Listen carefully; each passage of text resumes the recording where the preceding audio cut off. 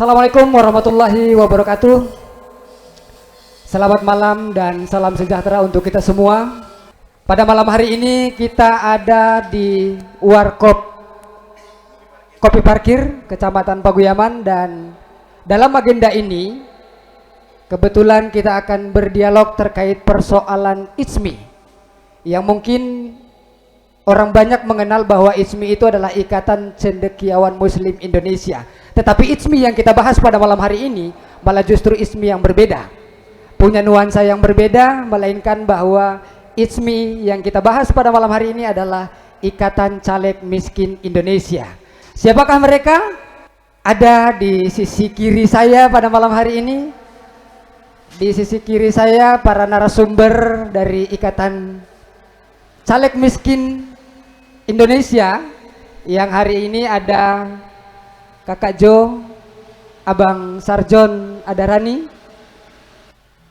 orang yang juga ikut dalam komunitas ini, Ikatan Caleg Miskin Indonesia, yang kebetulan juga beliau pernah menjadi caleg. Dan juga ada yang kedua narasumber kita pada malam hari ini juga ada Abangda Arman Nawai. Juga beliau tergabung pada komunitas ini, Ikatan Caleg Miskin Indonesia. Dan pembanding kita mungkin pada malam hari ini di diskusi ini, yakni Bapak Mahmud Nurdin Daud selaku anggota DPR Kabupaten Bualemo yang sudah dua periode, sehingga mungkin kita bisa sharing pada malam hari ini untuk bagaimana bisa berhasil dalam kontestasi politik yang akan datang.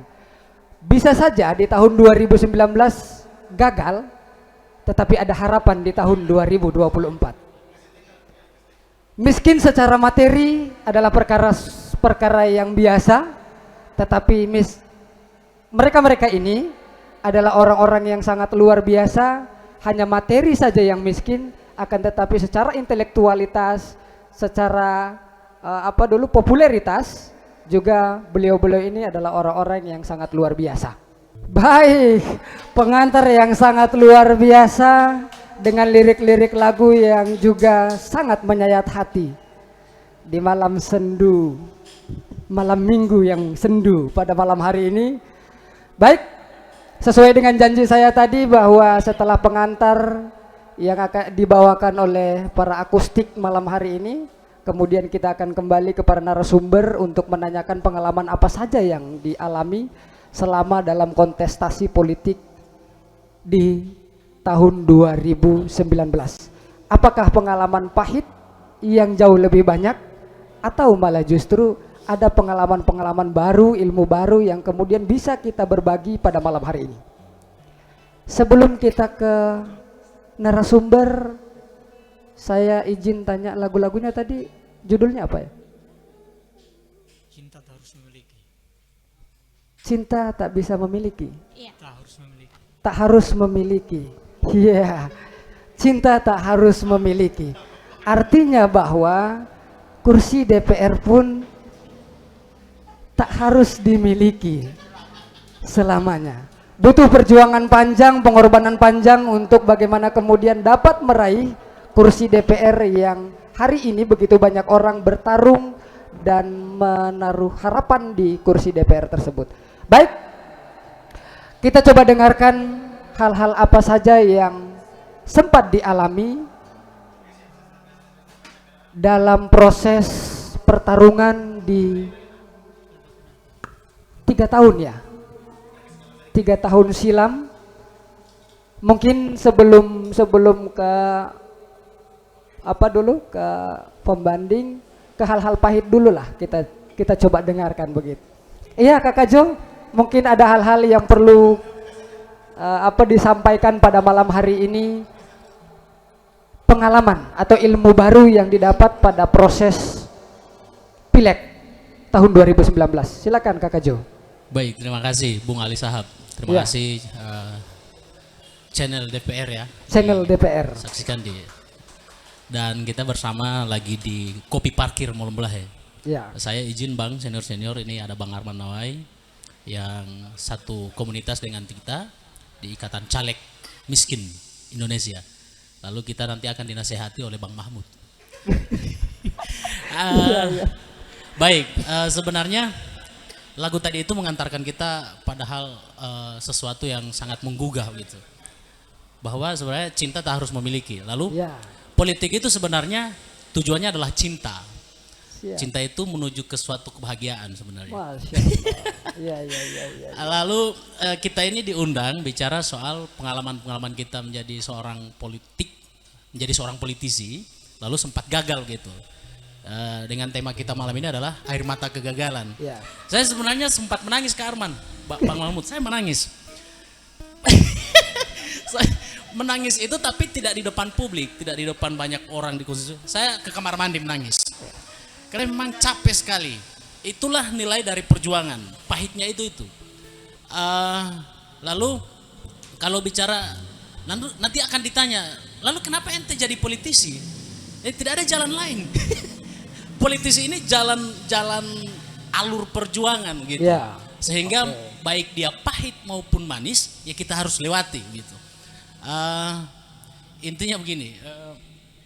Mungkin Bang, apa dulu diperkenalkan pernah nyalek di mana gitu? Oh iya, saya nyalek di wilayah Kabupaten Gorontalo, tepatnya di Dapil Mulyoto CS, cuma tetangga kita. Karena tetangga, baik. Siapa tahu kita jadi satu provinsi utuh ini di Paguyaman Raya. Iya. Bukan lagi kabupaten. Luar biasa. Kalau cita-citanya cuma memisah dari mode OB kabupaten, enggak, kita cita-cita jadi provinsi saja. Minimal jatuh-jatuhnya jadi kabupaten. Kabupaten. Ya. Lalu pengalaman Pak Ali ya, pengalaman banyak sekali. Lalu tidak kapok, tidak. Ya. Mengorbankan usia muda kami ini, mengorbankan usia muda terjun ke dunia politik itu bukan perkara yang sederhana. Itu butuh kesepakatan dengan diri. Jadi sebelum kami mencalonkan diri itu kami sudah menghitung diri kami sendiri. Lalu perkara menang kalah itu urusan belakang. Cuma memang kami caleg yang sempat gagal ini, kami punya ada optimisme yang kami bangun, yakni orang ini kalah so di tangan. Ya. Kalah so di tangan, tinggal cari menang. Artinya biar itu yang mau behibur akan orang ini ada kalah. Ya. Saya kira cuman itu hampir menang. Hampir menang itu menyakitkan dan itu pahit sekali. Lebih baik hampir kalah daripada hampir kalah baik. Tipis dia. Jadi itu sebenarnya yang terjadi di kita. Soal pahit dan ini memang pahit. Tapi seperti itulah takdir Tuhan telah ditetapkan bahwa memang belum rezeki. Baik. Artinya ini potang kalah dulu hello. Saya kira ini. Makasih Pak Ali. Ya. Itu pengantar sementara saya. Oke. Sebelum menuntaskan pengantar, kira-kira kemarin itu di bendera apa? Oh iya, ini tidak apa-apa ya. Memang wajib sebut bendera kita karena memang kita ini mesti ya. Bisa. Iya. Enggak apa-apa sebenarnya. Disebut juga tidak apa-apa. Enggak apa-apa. Masih jauh DP tahapan kok. Masih jauh sekali. Kemungkinan kalah itu masih jauh. Iya, saya bergabung di politik itu sebenarnya kalau saya ini lahir di rahim partai yang berwarna kuning di Golkar, karena bapak saya itu Golkar Tulen. Mungkin Pak Mahmud kenal karena Radara ini memang kenal sekali karena beliau dulu warga kampung kita kampung gitu. Saya di Pilbun. Lalu pada tahun saya mulai menginjak remaja itu mulai mengerti sudah memang wajib pilih dan memang wajib di politik. Di tahun 2015 itu sampai 2016-2017 itu ada salah satu partai baru, yakni Partai Solidaritas Indonesia. Saya ditawarkan jadi ketua dan saya terima. Cuma memang jiwa saya tidak di situ. Akhirnya saya berpindah ke Partai Gerindra. Akhirnya saya diklaim atau dicap sebagai kutu loncat, tidak sebenarnya. Kita mencari rumah yang nyaman untuk kita mendistribusi hasrat politik kita. Berarti Golkar bukan rumah yang nyaman untuk Abang? Itu untuk bapak saya mungkin nyaman. Untuk bapak, oke, baik. Untuk PSI juga belum nyaman. Oh, belum nyaman. Mungkin nyamannya sementara ada di sini di Gerindra. Ada di sini. Sementara. Bukan sementahun. Kan politik ini dinamikanya tinggi gitu. Oke. Hari ini besok jadi nanti kita akan bahas persoalan dinamika politik yang akan kita mungkin masih panjang waktunya untuk kita bahas persoalan dinamika dan lain sebagainya. Baik, terima kasih Kakak Jo yang coba memberikan pengantar luar biasa mengatakan bahwa politik itu adalah sebenarnya cinta. Nanti kita akan bahas bagaimana cinta dalam politik. Tetapi sebelum kita bahas persoalan cinta dalam politik, kita lanjut ke narasumber yang kedua. Ada Bang Arman Nawai yang juga hampir menang. Jadi beliau ini juga hampir menang dalam pertarungan kontestasi politik di tahun 2019. Oke, Abang Arman mungkin bisa diceritakan pengantar dulu lah. Jangan dulu masuk lebih dalam lagi, karena kita tidak di awal-awal session ini, kita tidak mau hanyut dalam kesedihan, tapi pengantar-pengantar dulu, DP kisi-kisi dulu, yang mungkin bisa dijelaskan oleh Bang Arman. Silakan Bang Arman. Ya, terima kasih Bang Ali. Siap. Pak Mahmud yang saya hormati, juga Bung Sarjon. Jadi kita hari ini tergabung dalam sebuah perkumpulan yang Ikatan Caleg Miskin. Jadi karena adanya sebuah persamaan nasib, maka kita hari ini berdiskusi, ya. Persamaan nasibnya karena memang berangkat juga dari ketiadaan, kemiskinan itu sendiri. Ya, hari ini kita mendiskusikan itu. Saya sendiri berpolitik itu sejak tahun 2008. 2008. Ya. Cukup lama juga. Ya, cukup lama ya. Semestinya dengan range waktu yang panjang itu sudah bisa diperhitungkan untuk dapat kursi begitu. Oke, ya. Coba bagaimana? Karena memang dalam berpolitik itu kan, karena apa yang Bung Sarjon sampaikan tadi, karena pilihannya ini adalah kita melalui jalur politik, artinya kita sudah benar-benar mengorbankan jiwa muda kita ini sebagai seorang politisi, di mana pertarungan kenyamanan ataupun pertarungan yang pasti dan ketidakpastian itu, ya ini yang sudah kita lakukan. Memang sudah cukup jauh, karena berpolitik itu juga tidak semudah itu ya. Kita mempelajarinya, menganalisa dan berbagai macam persoalan tentang persoalan politik. Saya juga bagian dari orang yang gagal dalam berpolitik. Ya, sebelumnya saya di tahun 2008 saya berangkat dari seorang simpatisan salah satu partai politik. Ya, kalau tadi berani sebut partai, ya saya juga berani sebut partai, yaitu Partai Demokrasi Indonesia Perjuangan, PDIP. PDIP. Ya, jadi karena PDIP ini adalah bagian dari nuansa roh perjuangan saya tertarik dan cukup lama. Ya, dari golongan marhani. Ya, dari orang-orang pinggir ini. Oke, baik.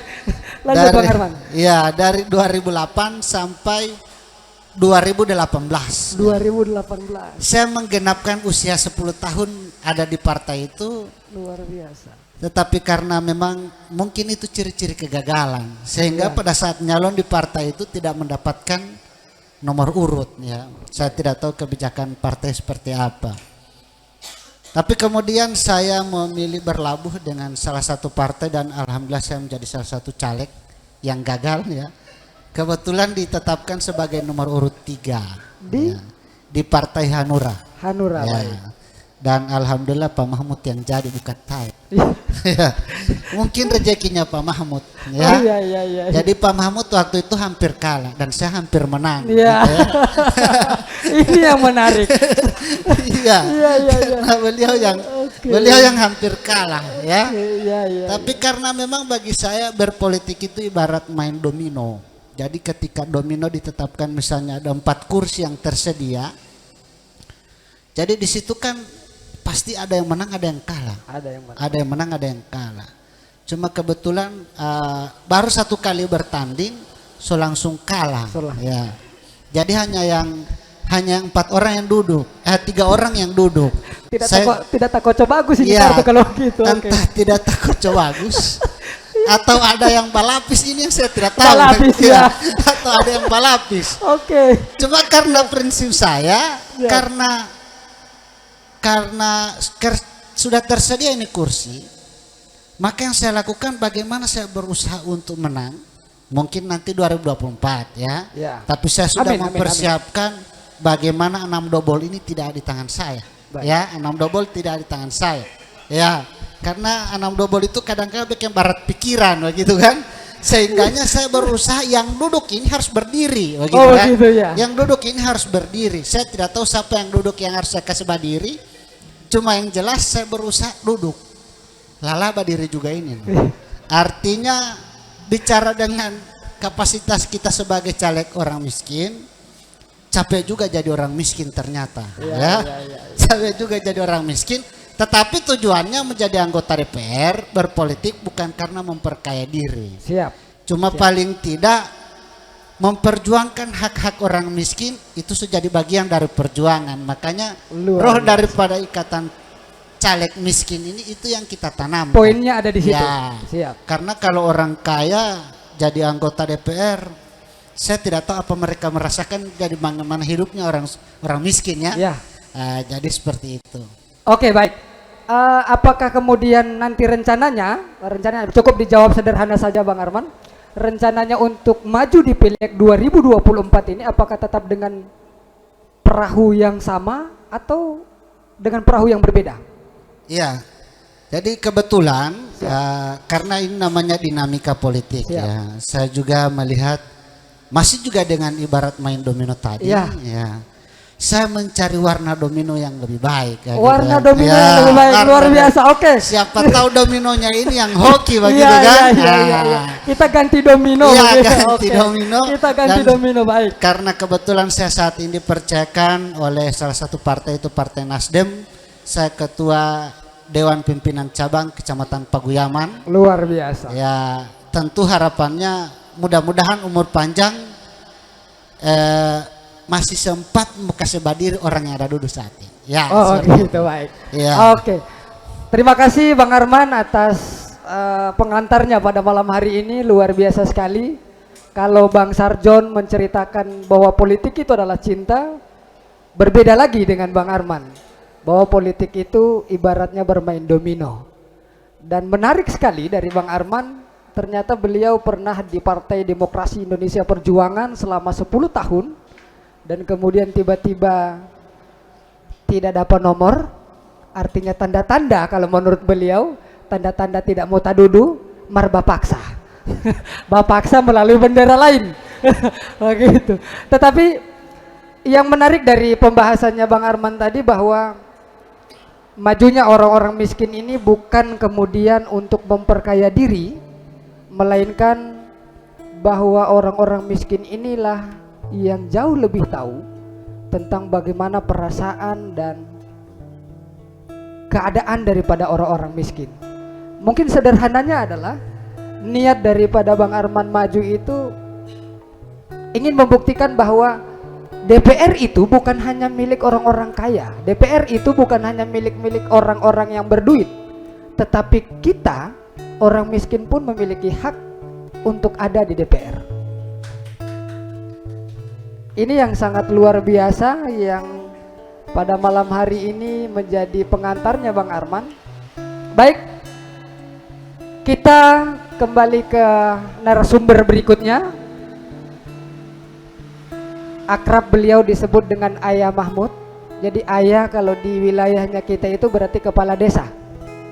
Jelas, dan beliau punya karir sebelum menjadi seorang anggota DPR. Beliau sempat menjadi kepala desa terlebih dahulu sebagai batu loncatan beliau baik di kepala desa sehingga warganya memilih beliau untuk ada di kursi DPR, dan beliau di tahun ini menjadi anggota DPR periode kedua. Nah, ini yang perlu kita banyak belajar, banyak mendengarkan clue atau mungkin hal-hal yang perlu kita ketahui. Mungkin Ayah Mahmud bisa menjelaskan hal-hal sederhana dulu supaya tidak cepat pungkas pembahasan kita pada malam hari ini, karena dialog ini sangat menarik dan banyak orang yang menantikan dialog ini untuk diselenggarakan oleh Dapur Gorontalo Channel yang alhamdulillah malam hari ini sudah kita selenggarakan. Oke, Ayah Mahmud mungkin bisa memberikan tips-tips kecil sebagai orang perdana, mungkin pada saat itu bisa diceritakan sebagai pengalamannya kita, pengalamannya netizen yang menonton pada malam hari ini, dan pengalaman di kedua senior saya yang hampir jadi anggota DPR. Silakan Ayah Mahmud. Assalamualaikum warahmatullahi wabarakatuh. Waalaikumsalam. Yang saya hormati Bung Ali Sahab. Sihab, Siap. Ali Sahab. Siap. Biasa kalau saat lebih kenal Ali Sihab yang ada di Jakarta, beliau hari ini Ali Sihab yang ada di Bualen. Bagus sepupu saya dengan beliau. Ya, ya satu hormati Bung Bunjo, ya, saudara kami Bung Arman, dan tentu terima kasih banyak pada Kopi Parkir yang hari ini memediasi topik yang sangat menarik sekali. Tentu ini saya katakan topik yang menarik sekali, apalagi diawali dengan lagu Cinta Tak Harus Memiliki. Kalau kita kaitkan itu pernyataan dari Pak Bunjo dengan Pak Arman, kalau Pak Arman bahwa politik itu ibarat domino, maka tidak selamanya domino itu harus dimiliki. Iya, oke. Harus dicintai kan. Oke, ya. Kalau kita kaitkan dengan lagu. Oke. Seperti itu. Sehingga lagi khas kami hadir di tempat ini, makanya saya itu ada sering ikut di medsos. Kebetulan Bung Nurpan ini upload kegiatan ini, saya sampaikan kalau itu acara ICMI, Ikatan Calon Miskin, Caleg miskin. saya bilang saya mau ikut. Oh, saya bilang oh boleh sekali. Karena hari ini saya mengatakan bahwa saya caleg, minimal bahwa yang topik hari ini adalah yang pernah saya rasakan. Ya. Karena saya caleg yang awalnya dari sana. Artinya bahwa kenapa saya katakan bahwa topik yang sangat menarik sekali, bahwa dalam suatu politik itu, apalagi setiap caleg tentu yang ingin menjadi anggota DPR itu jualan utama. Benar.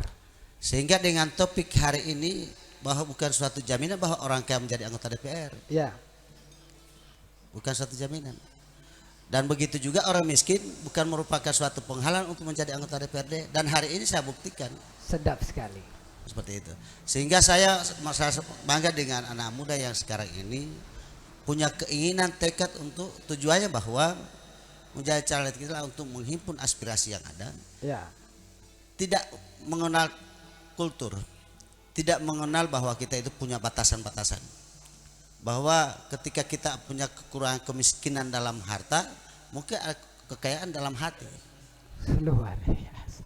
Ya itu. Sehingga itu ini masuk personel yang ini. Oke. Sehingga ini kita harapkan bahwa dengan pertemuan seperti ini tentu memberikan suatu motivasi kepada seluruh calon-calon nantinya dan menjadi pembelajaran kepada seluruh masyarakat, mampu untuk menilai, mampu melihat, dan mampu untuk mendengar. Ketika tampil ke depannya caleg-caleg ini, melihat bagaimana calon ke depan yang harus diusung oleh partai itu mampu untuk terterima di masyarakat saja. Sehingga kami sangat menarik sekali ketika itu diibaratkan seperti domino. Betul sekali.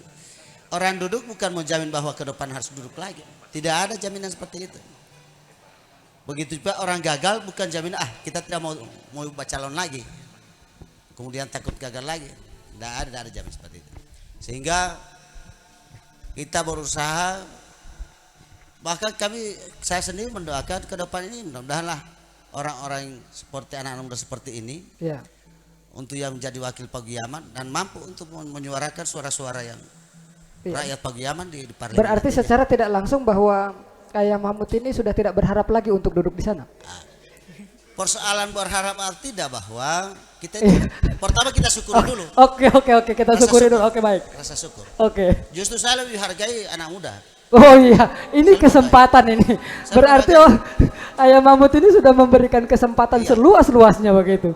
Tinggal bagaimana anak mudanya begitu Ayah Mahmud kira-kira ya. Tergantung bagaimana tiba kocok. Iya. Oke, kembali lagi pada kocokan kartu. Oke.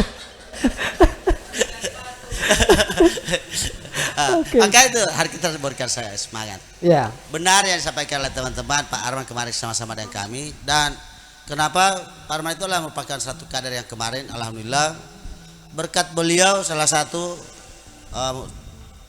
kenapa kami tidak keberatan sampaikan kami hampir kalah? Ya. Karena sudah depan mata memang kalah. Sehingga beliau ketika di perahu beliau di sebelah, beliau tidak dapat kursi nomor Ya. urut. Saya sampaikan sama saya masih ada. Kalau masih banyak lagi saya karena waktu itu perahunya saya sudah mulai miring. Bahkan penumpangnya sudah mau lompat semua. Hanya tinggal saya sendiri. Oh, Gitu iya. kan. Saya terus saja di 2019 itu perahunya saya mulai miring, penumpangnya sudah mau loncat ke perahu-perahu kecil, Baik. dan alhamdulillah penumpang dari perahu besar mempercayakan perahu saya untuk bisa bersama, dan alhamdulillah Pak Arman bisa mengantarkan saya. Melawan badai bersamaan. Iya, bersama-sama. Ternyata yang jatuh dari kapal ini orang yang dia tarik begitu. Oke. sama-sama ya, Oke, menarik sekali ya Mahmud dengan pernyataan yang mengibaratkan bahwa bendera politik itu adalah sebuah kapal. Jadi ada satu peribahasa yang menarik yang sempat saya dengar bahwa sekuat apapun badai menghantam kapal, ini berkaitan langsung dengan Ayah Mahmud. Sekuat apapun badai itu menghantam kapalnya Ayah Mahmud, ternyata hanya beliau yang tidak lompat dari kapal itu. Karena kenapa? Siapapun yang kemudian melompat dari badai, goncangan badai ini, maka orang-orang itu adalah orang-orang yang menerima cobaan yang jauh lebih besar daripada badai itu. Nah, hari ini Ayah Mahmud tetap teguh di dalam kapal. Alhamdulillah, beliau yang mampu mengimbangi badai ini, dan pada akhirnya beliaulah yang duduk di parlemen. Dan menariknya lagi, ada pernyataan-pernyataan yang luar biasa dari Ayah Mahmud bahwasanya tidak hanya orang kaya yang memiliki kesempatan untuk menjadi duduk di parlemen, dan juga tidak menutup kemungkinan bahwa orang-orang miskin yang sempat gagal ini untuk berada di kursi parlemen. Baik, alhamdulillah pada malam hari ini juga kita ketambahan narasumber yang memiliki nasib yang sama seperti Abangda Sarjon dengan Kakak Arman Nawai yang hampir jadi, hampir menang, pernah jadi. Pernah jadi calon anggota legislatif, bukan pernah jadi anggota DPR. Tapi kita berdoa bersama bahwa mudah-mudahan di kontestasi politik tahun 2024 ada skala prioritas bagi orang-orang yang miskin secara finansial, tetapi mereka ini adalah orang-orang kaya dengan gagasan inovasi, kaya dengan hal-hal yang luar biasa. Intinya bahwa secara intelektualitas mereka tidak bisa diragukan lagi. Di sini narasumber yang baru sampai ada Pak Muhtar Ismail. Beliau juga mengalami nasib yang sama, tapi bukan berarti tahun 2024 tidak dipersiapkan dengan baik. Mungkin kami butuh pengantar dari Pak Jafar, Pak Muhtar, mohon maaf Pak Muhtar, hal-hal apa saja yang pernah dialami sepanjang berjuang menuju kursi parlemen, atau karena kalah di DPR somba calon kepala desa. Ini levelnya malah justru menurun begitu. Harusnya tetap ada di situ atau mungkin lebih tinggi. Baik, kita coba dengarkan apa saja hal-hal yang kemudian sempat dialami sepanjang Pak Muhtar berjuang. Silakan Pak Muhtar. Ya, terima kasih. Assalamualaikum warahmatullahi wabarakatuh. Jadi sebelumnya mohon maaf saya agak terlambat datang ke tempat ini karena saya salah, entah saya yang gagal fokus baca postingan di Facebooknya Pak Nurfan. Ini acaranya tanggal 5 ya? Iya, tanggal 6 deh. Oh, tanggal 6. Iya, jadi kalau lihat tanggalnya ini harusnya acaranya minggu malam, bukan malam minggu. Bukan malam minggu, betul. Jadi minggu malam ke malam minggu itu 24 jam selesainya tuh, Bro. Iya, iya. Oke. Ya. Oke, Bro. Tanggal Silakan. Tanggal 6 itu hari Senin.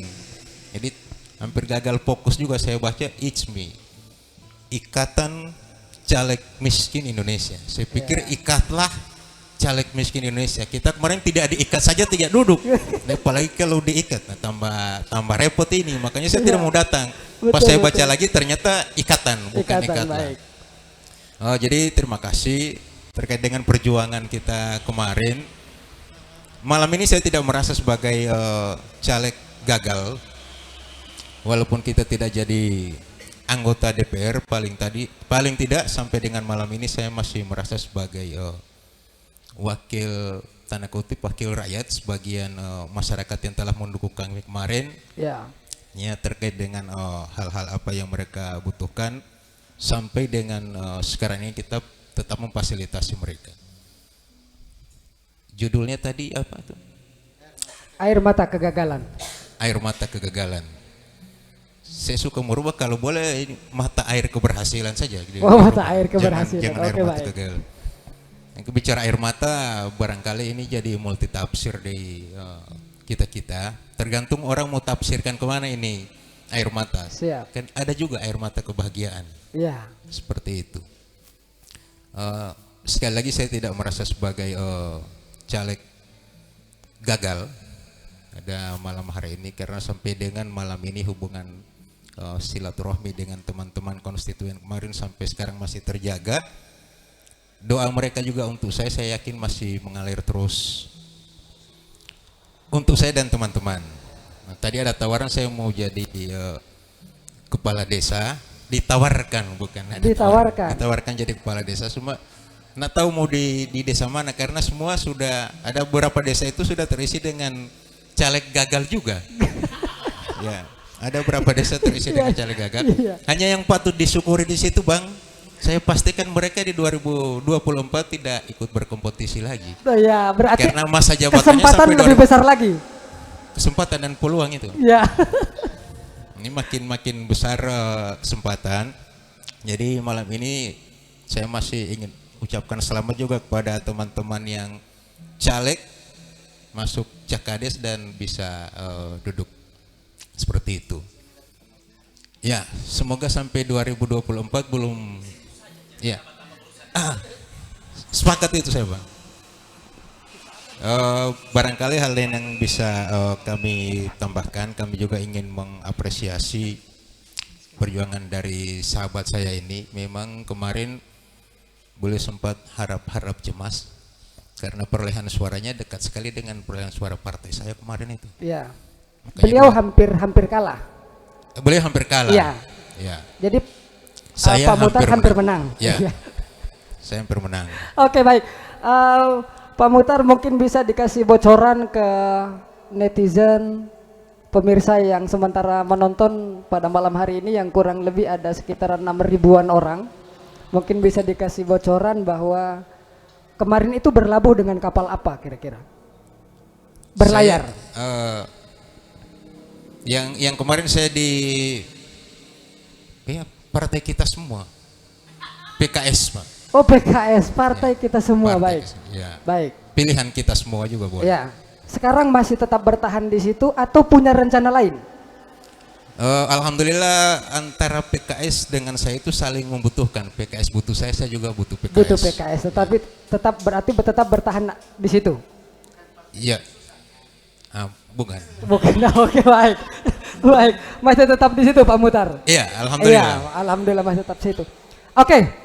Baik, di session untuk menceritakan pengantar daripada 4 narasumber kita pada malam hari ini, mungkin kita cukupkan dulu pengantarnya. Nanti kita akan bahas seperti apa sih air mata kegagalan yang sebenarnya, dan pembahasan di session berikutnya akan jauh lebih menarik lagi. Dan kini kita kembali untuk mencairkan suasana, untuk menghibur para pemirsa yang ada di luar sana. Pelan-pelan saja, lepaskan ikatanmu. Melepaskan ikatan caleg miskin Indonesia. Oke. Iya. Lepaskan ikatan berarti sekarang harus membuka sayap. Kedepannya akan seperti apa bagi para caleg yang hampir jadi? Wah, hampir ini. Harus mau kasih jadi di tahun 2024 insya Allah, amin. Oke. Kembali lagi mungkin saya lempar bolanya ke Kakak Jo. Kira-kira pandangan politik dan kiat-kiat yang akan dilakukan untuk mempersiapkan diri di tahun 2024 kira-kira seperti apa? Baik, terima kasih Pak Moderator. Siap. Selamat datang Pak Mutar. Terima kasih nasihatnya Pak Mahmud. Sebenarnya begini Pak Ali dan teman-teman pemirsa di Gen Art DPR Channel ya, bahwa sebenarnya kita ini terpilih Bang Arman, Pak Mutar, kita ini terpilih gagal, terpilih untuk gagal. Terkait kiat-kiat politik dan pandangan politik untuk kesiapan ke depan, bahwa banyak hal yang kita siapkan, termasuk semua partai begitu. Ini saya di Gerindra, lalu Bang Arman sekarang saat ini di Partai Nasdem, lalu Pak Mutar di PKS dan Bang Mahmud ada di Hanura. Kita sedang mempersiapkan segala sesuatu, strategi untuk mudah-mudahan menang, insya Allah menang. Iya, amin. Sebenarnya begini, kami yang orang muda ini sangat tidak sensitif, olehnya kami lebih banyak mengajak kepada teman-teman yang masih muda, bergabunglah, berpolitiklah dari sekarang itu. Karena politik ini lokomotif perubahan. Kita mau bicara apa saja. Ajakan untuk anak-anak muda. Ajakan. Bukan untuk cuma merasakan kegagalan atau? Enggak mesti. Oh, enggak mesti. Oke, baik. Tapi memang orang muda itu harus mengalami gagal dulu. Harus berani. Ya, harus berani, baik. Harus berani. Jadi memang semua partai ini dari Hanura, PKS, lalu Nasdem, kita ini menyampaikan segala sesuatu kebaikan, bahwa kalau dulu kita sebagai aktivisme tidak masih jalur perjuangannya masih di parlemen jalanan, maka ada ruang yang disiapkan itu parlemen yang sebenarnya atau di DPR gitu. Nah, saya mau bilang bahwa orang muda saat ini tidak boleh sensitif, tidak boleh ada tension, tidak boleh sensitif bicara soal politik, bahwa politik ini sebenarnya ruang kehidupan berbangsa dan bernegara di negara demokrasi di Indonesia. Karena bicara lokomotif perubahan yang saya maksud adalah kita orang ini mau bicara apa? Bicara soal pendidikan. Semua lewat putusan kebijakan politik. Bicara soal seni, bicara soal agama. Apa saja yang ada, semua lini yang ada di kehidupan negara kesatuan Republik Indonesia ini diputuskan lewat kebijakan politik, dan itu terdistribusi dari pusat sampai ke tingkat bawah. Olehnya kiat dan pandangan politik kita saat ini, termasuk semua partai ini sedang gencar-gencarnya mencari anak muda untuk bergabung di politik. Itu tujuan kita, untuk mencerahkan. Artinya memberi pencerahan bahwa politik itu tidak se-ekstrim zaman itu, zaman yang orde-orde sebelumnya. Kalau politik di era reformasi atau di abad 21 ini benar-benar politik yang disukai oleh orang muda, disukai oleh komunitas-komunitas muda. Banyak sekali komunitas, dan mereka harus berada di ruang politik itu. Agar apa? Agar aspirasi mereka tersampaikan, tersalurkan gitu. Kepentingan apa? Misalnya kebijakan di DPR, misalnya di Bualemo, harus ada perda yang mengatur tentang perda orang muda. Perda Lalu, orang muda. komunitas orang muda itu ini mungkin bisa karena Bang Mahmud ada di sana, mungkin bisa bicara di sana soal bagaimana APBD yang pro orang muda. Ini pandangan politik yang sedang kita siapkan, atau gagasan politik yang kita siapkan. Bukan karena perkara kita ini orang miskin mau merebut kursi lalu untuk memperkaya, bukan itu sebenarnya. Kita mau cari harta kekayaan di luar sana masih boleh, bukan di jalur politik. Cuma bagaimana regulasi yang kita ciptakan ketika orang muda berada di ruang itu, berada di dalam DPR itu, menciptakan perda yang sesuai dengan kebutuhan orang muda saat ini. Kebutuhan orang muda, baik. Itu yang paling terpenting. Setidak-tidaknya ada dari 100% perda atau kebijakan atau regulasi yang diciptakan oleh daerah, 0,01 untuk kebutuhan orang muda. Saya kira ini kiat dan pandangan politik sebagai orang muda yang ada di ruang atau bergabung di partai politik, Pak Ali. Saya kira itu dulu sementara. Siap. Orang-orang yang luar biasa secara inovasi, dan mungkin ada pertanyaan yang perlu saya sampaikan, yang perlu saya tanyakan kepada Kakak Jo. Iya. Di Kabupaten Gorontalo, Iya. di dapilnya Kakak Jo itu, berapa persen anak muda yang menjadi keterwakilan anak muda yang ada di parlemen pada saat ini? Iya, kalau mengukur orang muda dari tingkatan umur dan Undang-Undang 40, tidak ada. Tidak ada. Tidak ada yang duduk. Tidak Karena ada yang mungkin duduk. Saya kurang tahu karena memang kita saja ini kalau menyesuaikan dengan merujuk ke regulasi Undang-Undang Kemenpora, kita sudah tidak muda lagi karena batasan umur yang di situ ada 30 tahun. Iya. Hitungan orang muda itu 30 tahun. Tapi kita kan sudah 30 lebih gitu. Nah, mungkin kita mengikuti di Ormas dan Orsos 40 tahun gitu. 40 tahun. 40 tahun ke bawah. Kita masih terhitung sebagai orang muda. Tidak tahu kalau hitungan WHO orang muda itu umur berapa? Mungkin dari 17 tahun sampai 40 tahun atau 50 tahun. Saya pernah dengar sampai 45 tahun katanya. 40, oh, berarti luar biasa WHO dong. Oke, baik. Jadi begitu. Ya. Intinya begini, kita berada di politik ini bukan untuk segala sesuatu kebahagiaan pribadi, bukan Ya. bukan ini, tapi nation interest. Bahwa kenapa orang muda harus ada di politik? Karena orang muda ini corong yang akan mewarisi kehidupan berbangsa dan bernegara di masa yang akan datang. The windows of opportunity, itu bahasa Swahili kira-kira. Saya kira itu Pak Ali. Saya pun tidak mengerti dengan bahasa itu. Semua dalam itu Bang ya. Oke, luar biasa sekali. Ini mestinya menjadi PR bagi kita semua kalangan muda. Kalau kemudian kita ingin bahwa aspirasinya kita ada di parlemen, maka mau tidak mau ya mestinya begitu, mestinya harus ada keterwakilan anak muda di sana. Tetapi penentu pilihan itu nanti ditentukan bukan pada malam hari ini, tetapi coba pelajari mereka seperti apa mereka sebenarnya. Baik, kita lanjut pada narasumber berikutnya. Ada kalau sebutan di benderanya Abang mungkin lebih ke kakak ya. Iya, Kakak Arman Nawai. Apa kira-kira pandangan dan gagasan yang akan dilakukan terkait persoalan politik yang akan menyambut kita di tahun 2024 mendatang? Silakan, Bang. Ya, terima kasih Kakak Ali. Ya. Saya juga mengajak supaya banyak kakak-kakak yang hadir di sini ya. Ya, sebelum saya bicara lebih panjang, ini ada teman saya, adik juga. Beliau saat ini ada di Thailand, menuju Mekah. Luar biasa. Ya, semoga perjalanan menuju Mekah insya Allah terpenuhi dan mabrur juga, dan perjalanan hajinya Kakak Khairul Ma'atin. Khairul Ma'atin. Semoga saya akan doakan dari tanah suci untuk 2024. Saya Ya. juga harus didoakan, titip pesan Bang, saya juga Ya, didoakan. ya, ya. Oke, lanjut. Banyak Mbak Titip Khairul Ma'atin. Ya, bagi saya pandangan politik, bicara politik itu bicara tentang kebijakan. Bicara tentang kebijaksanaan.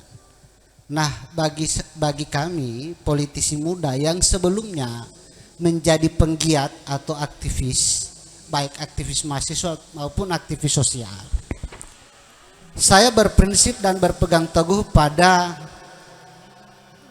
menjadikan rakyat sebagai subjek berpikir.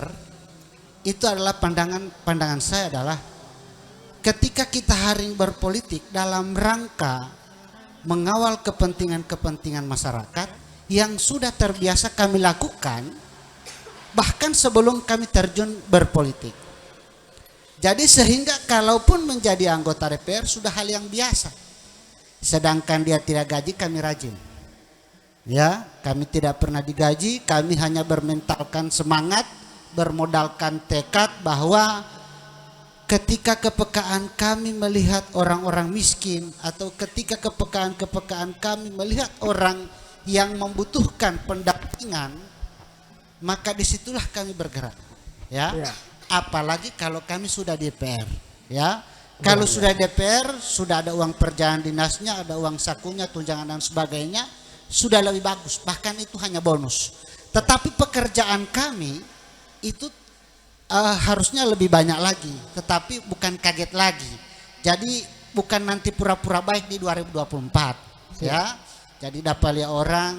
Jadi biasanya menjelang pemilihan itu biasa lagi lagi menjamur virus senyum, ya, pencitraan dan sebagainya yang tadinya tidak biasa baik tiba-tiba jadi baik. Iya, yang menarik lagi biasanya kalau mendekati acara politik itu ada yang bukan sama sekali tidak pernah ketemu tiba-tiba jadi keluarga. Iya, jadi Ini yang menarik ini. Kita pe keluarga ini kita pe Iya. keluarga kan gitu. iya. Claimers. Iya. Ya memang tugasnya politisi juga Oh, begitu. iya. Artinya mendekatkan ya. Yang tadinya keluarga berjauhan lebih didekatkan Iya. lagi ya. Sedangkan orang jauh bisa kita anggap keluarga Iya, ya karena memang butuh dukungan juga ini. Jadi bagaimanapun caranya ya kita harus tetap lakukan. Baik. Tetapi secara politik ini menjadi bagian dari terpenting. Tadi Kak Jo berpikir bahwa anak muda ini perlu dan perannya dalam berpolitik itu memang pasti. Karena kalau anak muda juga tidak berpartisipasi dan apatis terhadap perpolitikan, maka bisa jadi mereka tidak sadar telah menikmati hasil kebijakan dari proses politik yang tidak disadari merugikan Ya. orang banyak. Sehingganya melahirkan sebuah kebijakan bagi saya adalah menjadi seorang pemimpin ini harus peka dan tahu apa yang dirasakan oleh masyarakat sendiri. Sehingganya saya memberi garis bawah bahwa menjadikan rakyat sebagai subjek ya, artinya mereka inilah orang yang terpenting. Masyarakat bukanlah objek untuk meraup suara, hanya sekedar melegitimasi kedudukannya sebagai anggota DPR. Tetapi Baik. kita putar bahwa masyarakat ini karena mereka lah kita berjuang. Ya, karena ini bicara suara mayoritas. Ya. Kalau hari ini negara itu hadir karena kemiskinan itu masih merajalela. Ya. Dan kami anak muda sangat mendukung dan melegitimasi itu. Tadi juga ada perdebatan usia muda itu seperti apa. Yang jelas kami bukan menolak tua. Ya, kami bukan menolak tua. Ya, ya, tapi ya. hari ini kami masih mengklaim bahwa kami juga anak muda. Anak muda. Baik. Ya, jadi seperti itu. Barangkali hanya ini pandangan-pandangan saya dan kiat-kiatnya. Saya tidak merubah kapasitas saya dan saya terus melakukan apa yang bisa saya lakukan, kepentingan-kepentingan masyarakat yang bisa semampu saya untuk berbuat, saya akan lakukan. Insya Allah 2024 akan ada keajaiban. Ya. Amin, amin, amin. Baik, yang menarik tadi ini pembahasannya Bang Arman, penjelasannya Bang Arman terkait persoalan politik, persoalan politisi, bahwa seorang politisi itu memiliki tugas untuk bagaimana yang jauh bisa didekatkan, yang dekat mungkin lebih dekat lagi. Nah, saya malah justru tanda kutip, apakah kemudian memang menjadi sebuah jati diri seorang politisi untuk berpura-pura baik, atau memang ada upaya-upaya lain begitu? Karena memang stigma yang tertanam di seluruh masyarakat sekarang itu, dorang ini baik pada saat dorang pe mau. Setelah dorang sudah duduk, sudah tidak ada dorang mau datang kamari. Nah, ini apa dulu ungkapan-ungkapan yang kemudian juga susah kita kanter persoalan ini. Karena memang lebih banyak betulnya dibandingkan bahwa ini adalah sebuah penapian begitu. Kira-kira seperti apa itu pandangannya kalau dari Kakak Arman? Iya, jadi kalau dari saya seperti ini. Dulu sebelum saya menjadi seorang politisi ya sempat terhenti dulu, kemudian masuk korporasi perusahaan dan saya di situ masuk dari pagi sampai sore sampai malam bahkan lembur ya, sehingga waktu saya untuk mengunjungi dan bersilaturahim dengan keluarga itu hampir tidak ada.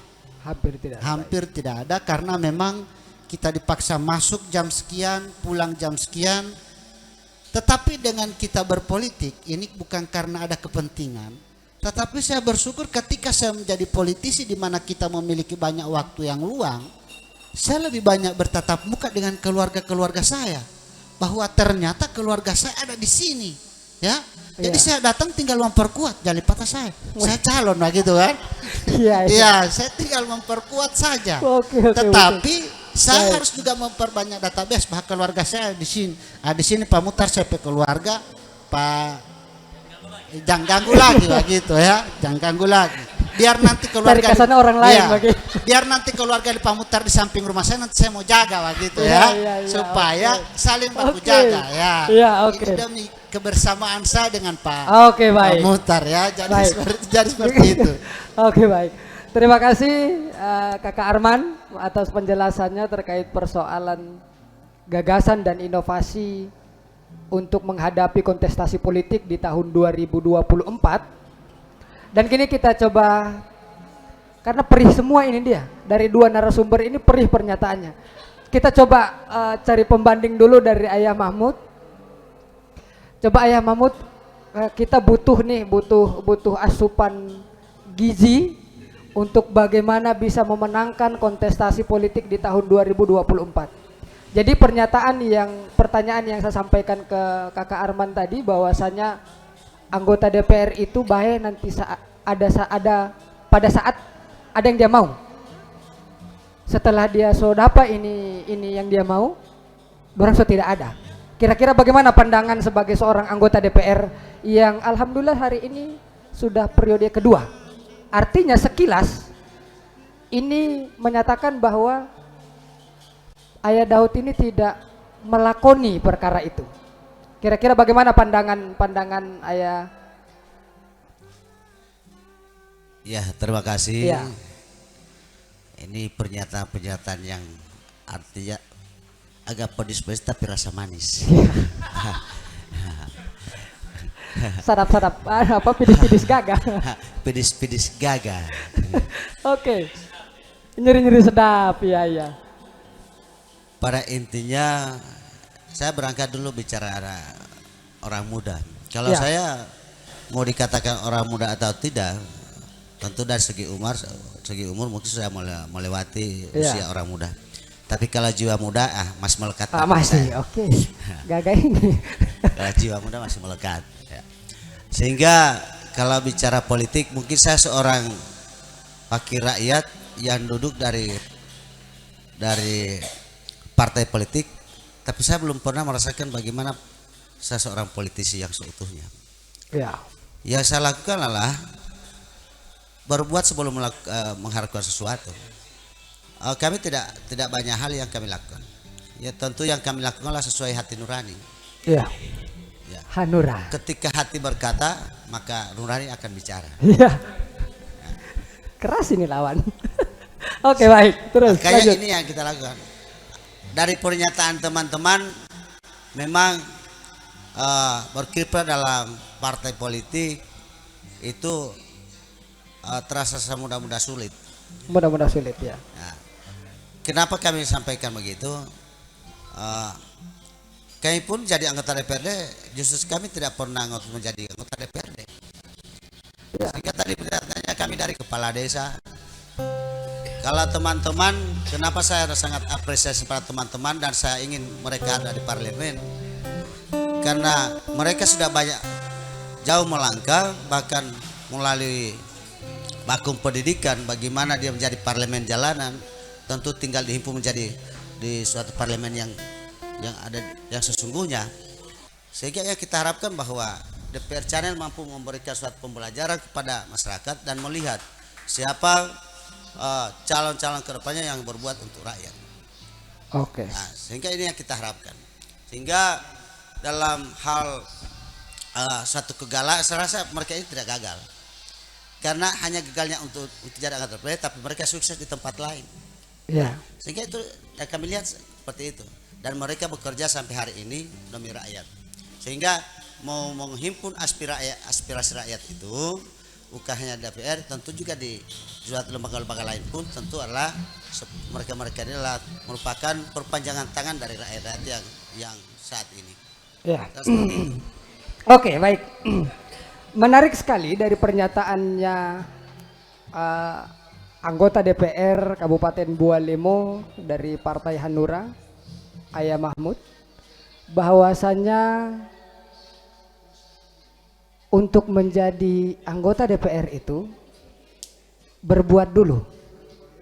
Jadi ini mungkin bocoran tips yang harus dilakukan oleh Ikatan Caleg Miskin Indonesia upaya yang harus dilakukan adalah bagaimana berbuat dulu, fokus pada bagaimana memberikan distribusi perhatian, mungkin perhatian dalam bentuk pengawalan, pendampingan dan lain sebagainya. Kemudian nanti tidak mungkin dorang tidak mau ingat. Sederhananya mungkin begitu.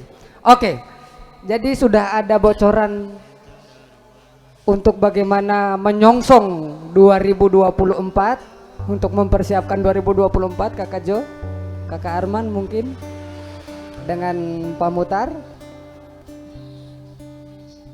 Baik, kita ke narasumber yang keempat, ke Bapak Muhtar Ismail, yang juga beliau sama-sama dengan dua narasumber yang menjadi pembicara kita sebelumnya.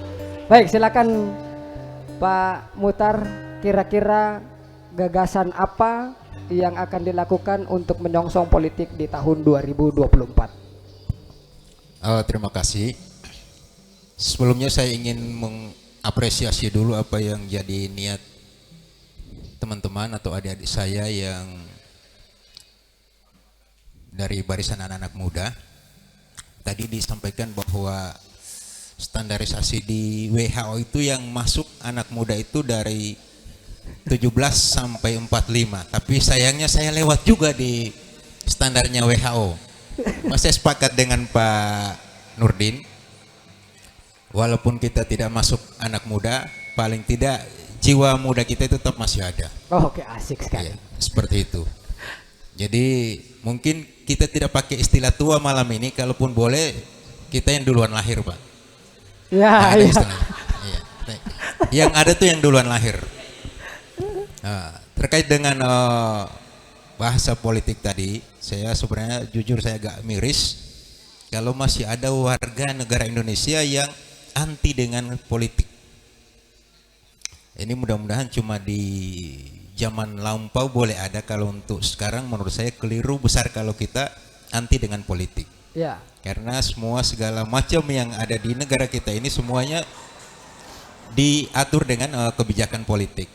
Termasuk minyak goreng yang dipakai untuk menggoreng pisang goroho ini juga diatur dengan politik. Jadi kalau hari ini kita menolak politik atau anti dengan politik, menurut saya itu keliru besar. Baik. Terkait dengan kiat-kiat itu kami, saya Pak Mahmud, Pak Arman juga kita sudah buktikan bahwa kalaupun kita beda atap, beda warna, kita tidak harus dibedakan oleh hal itu. Seperti disampaikan kemarin, kita pakai filosofinya pelangi. Pelangi itu kelihatan indah karena dia terdiri dari warna-warna berbeda dan berdampingan. Dan itu tidak sekedar bahasa teori atau slogan belaka. Saya sudah buktikan dengan Pak Arman. Jadi ICMI boleh ikatan caleg miskin Indonesia, jangan dipelesetkan lagi dengan ikatan caleg miskin ide atau ikatan caleg miskin inovasi. Ini saya sudah buktikan dengan Pak Arman. Kita 3 pekan yang lalu di Wonggaho itu sudah ada pasar hewan, Bung Moderator. Oh, luar biasa. Ya, dan itu alhamdulillah atas inisiatif kami dan teman-teman yang ada di Wonggaho. Ini hari Ahad besok ini pekan ketiga kita mau ada pasar hewan, ada aktivitas jual beli hewan di situ. Yang sebelumnya belum pernah ada. Sebelumnya belum pernah ada. Belum pernah ada. Ternyata indah kalau kita bersatu dalam perbedaan dan berbeda dalam persatuan. Indah seperti itu. Oke. Ya, jadi sekali lagi ke depannya kalaupun kita beda partai, beda warna, kita tidak harus dibedakan oleh itu. Ada waktunya kapan kita berbeda dalam persatuan, ada waktunya juga kita kapan kita bersatu dalam Disatukan oleh perbedaan. Ya. Oke, baik. Terima Oke, kasih. baik. Luar biasa sekali pernyataan-pernyataan yang disampaikan oleh Pak Muhtar Ismail, bahwasanya disatukan oleh perbedaan dan dibedakan oleh persatuan. Oke, baik. Sebelum kita ke akustik, mungkin ada beberapa pertanyaan yang singkat di jawabannya, perlu singkat jawabannya. Dan saya akan lepas Ayah Mahmud sebagai orang yang duduk di parlemen. Pertanyaan ini saya khususkan untuk caleg gagal yang mudah-mudahan berhasil di tahun 2024. Saya mulai dari Pak Muhtar. Di saat ditetapkan sebagai orang yang hampir menang, sempat menangis atau tidak? Sederhana jawabannya. Ya kalau menangis dengan air mata tidak malulah kalau orang macam saya menangis. Oh iya. Oke. Ya, tangisan kan tidak harus Tidak- dengan air mata. tidak harus dengan air mata. Kalaupun itu semacam kekecewaan itu ada kekecewaan. Apa yang membuat Pak Muhtar kecewa? Yang kecewa sebenarnya bukan saya, Iya. yang mengharapkan saya ada di sana yang kecewa sebenarnya. Oh, luar biasa. Ya. Oke, baik. Saya pikir Pak Muhtar kecewa karena ada gelondongan harta yang kemudian sebagai alat politik dihabiskan sebagai alat politik, kemudian tiba-tiba tidak terduduh. Baru di mana ya caleg miskinnya? Kalaupun memiliki harta sebagai alat politiknya. Baik. Ya kalau itu saya klarifikasi atau saya luruskan. Siap. Justru fakta di lapangan yang terjadi itu malah sebaliknya. Kebetulan di PKS itu ada kegiatan yang agak unik, boleh saya bilang beda dengan partai-partai lain. Kita ada yang namanya direct selling. Jadi kita jalan dari rumah ke rumah untuk menyampaikan berapa jumlah calegnya, Ya. si ini nomor begini, ini nomor urutnya sekian, mau pilih si ini boleh, dan kita jalannya bareng Pak. Baik. Nah itu di beberapa titik itu justru saya didatangi oleh konstituen, tapi mereka lihat-lihat Panwas, jangan ada Panwas di sini. Saya tanya kenapa? Ini mau titip, ini biar untuk beli rokok, beli kopi di jalan segala macam. Dan itu nanya lumayan lah, kalau menurut saya tidak sedikit. Ya. Dan yang lebih saya hargai adalah niat mereka. Yang mahal sekali di situ adalah kepercayaan. Siap. Seperti itu. Jadi kalau bicara kerugian materi kita nggak boleh bicara rugi. Sekalipun ada kos yang keluar di situ, ini kan kita berbuat untuk rakyat Bualemo, untuk masyarakat Iya, Bualemo. ya, luar biasa. Oke, berbicara persoalan kos politik, mungkin nanti ada sessionnya, kita akan bicara persoalan kos politik. Dan kini kita kembali pertanyaan yang sama ke Kakak Arman. Jawabannya sederhana singkat mungkin. Di Ya, saat ditetapkan sebagai orang yang hampir menang, ya. apakah kemudian sempat menangis atau apa begitu? Pukul-pukul dandang atau apa begitu? Oke, silakan Kakak Ya. Arman. Kalau saya menangis juga tidak sampai histeris juga. Jadi Tapi menangis. tidak ada yang tahu. Iya. Oke, tapi menangis ya. Tidak Tidak ada histeris yang- tapi menangis. Ya, Iya. tidak ada yang tahu. Oke, baik. Cuma memang saya agak sedikit kecewa. Kecewa, baik. Ya, karena harapan saya Pak Muhtar juga duduk, tapi ternyata juga beliau mengalami nasib yang sama. Jadi itu kekecewaan saya, gitu kan? Dan yang berikut saya juga dikecewakan yang kedua kalinya. Ya. Pada saat saya sudah senang dia calon kepala desa, mundur juga begitu kan? Sehingganya rival masih tetap ada. Rival gitu kan? masih tetap ada, Iya, baik. itulah dia punya Jadi saya dua kali dikecewakan oleh Pak Muhtar karena memang, aduh, saya punya harapan besar beliau duduk. Oh iya, Ya, baik. karena beliau juga mendoakan yang sama ke saya. Iya. Saya juga harus duduk begitu. Cuma mungkin doa baku tabrak, dua-dua tidak jadi. Tidak Nah, ini jadi. yang Ancur dua-dua. hancur dua-dua. Karena baku tabrak. Oke. Ya. Oke, mungkin pernyataan luar biasa, jujur sekali Bang Arman ini. Kakak Arman ini jujur sekali. Menangis tapi tidak histeris. Intinya berarti ada menangis. Itu aja. Oke, pertanyaan yang sama mungkin Kakak Jo. Ya, orang ini orang yang paling sakti menyembunyikan Iya, kesedihan iya. gitu. Karena memang itu manusiawi. Itu Iya. menangis, kecewa itu manusiawi. Cuma memang saat itu orang tetap optimis. Tetap membangun optimis kembali bahwa ini belum DP waktu, mungkin Iya. ada DP waktu. Ada DP waktu yang akan datang. Itu cara menghibur diri. Oke, luar biasa sekali. Masih ada kesempatan lain, kurang lebih begitu ya. Masih ada kesempatan lain sehingga itu cara daripada caleg. Saya pernah dengar satu peribahasa bahwa semua kita harus menghabiskan jatah gagal. bisa saja kegagalan di tahun 2019 itu adalah kegagalan terakhir yang kita miliki. Sehingga suatu saat kemudian kita akan terbang dengan sebuah keberhasilan dan kesuksesan yang sudah Tuhan rencanakan untuk kita. Intinya tetap berjuang, bahwa sebenarnya orang yang gagal itu adalah orang yang berhenti berjuang. Bukan orang yang gagal dan bangun lagi untuk kembali berjuang. Oke, aku bukan jodohnya. Berarti kursi parlemen belum menjadi jodoh para caleg miskin yang hampir jadi. Ini menarik sekali. Di setiap segmen kita diantar oleh senandung-senandung yang luar biasa yang langsung bersentuhan dengan kegagalan. Ya, baik. Baik pemirsa yang ada di rumah yang sementara menyaksikan juga dialog It's Me dengan tema air mata kegagalan pada malam hari ini.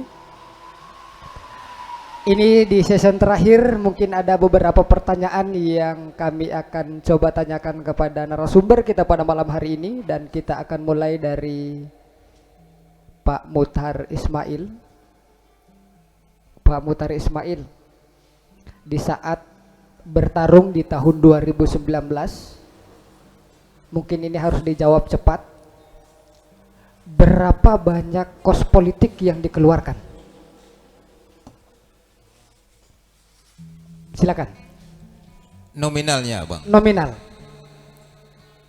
Ya kalau totalnya mungkin ada di atas 1 juta, Bang. Di atas 1 juta. Ya. Ya boleh 100 juta, boleh 200 juta. Di atas 1 juta. Karena di bawah 1. Di atas 1 juta ini kita bisa saja berasumsi bahwa itu bisa saja dia 99 juta atau 100 sekian juta begitu kan? Ya. Kira-kira real cost-nya berapa kira-kira?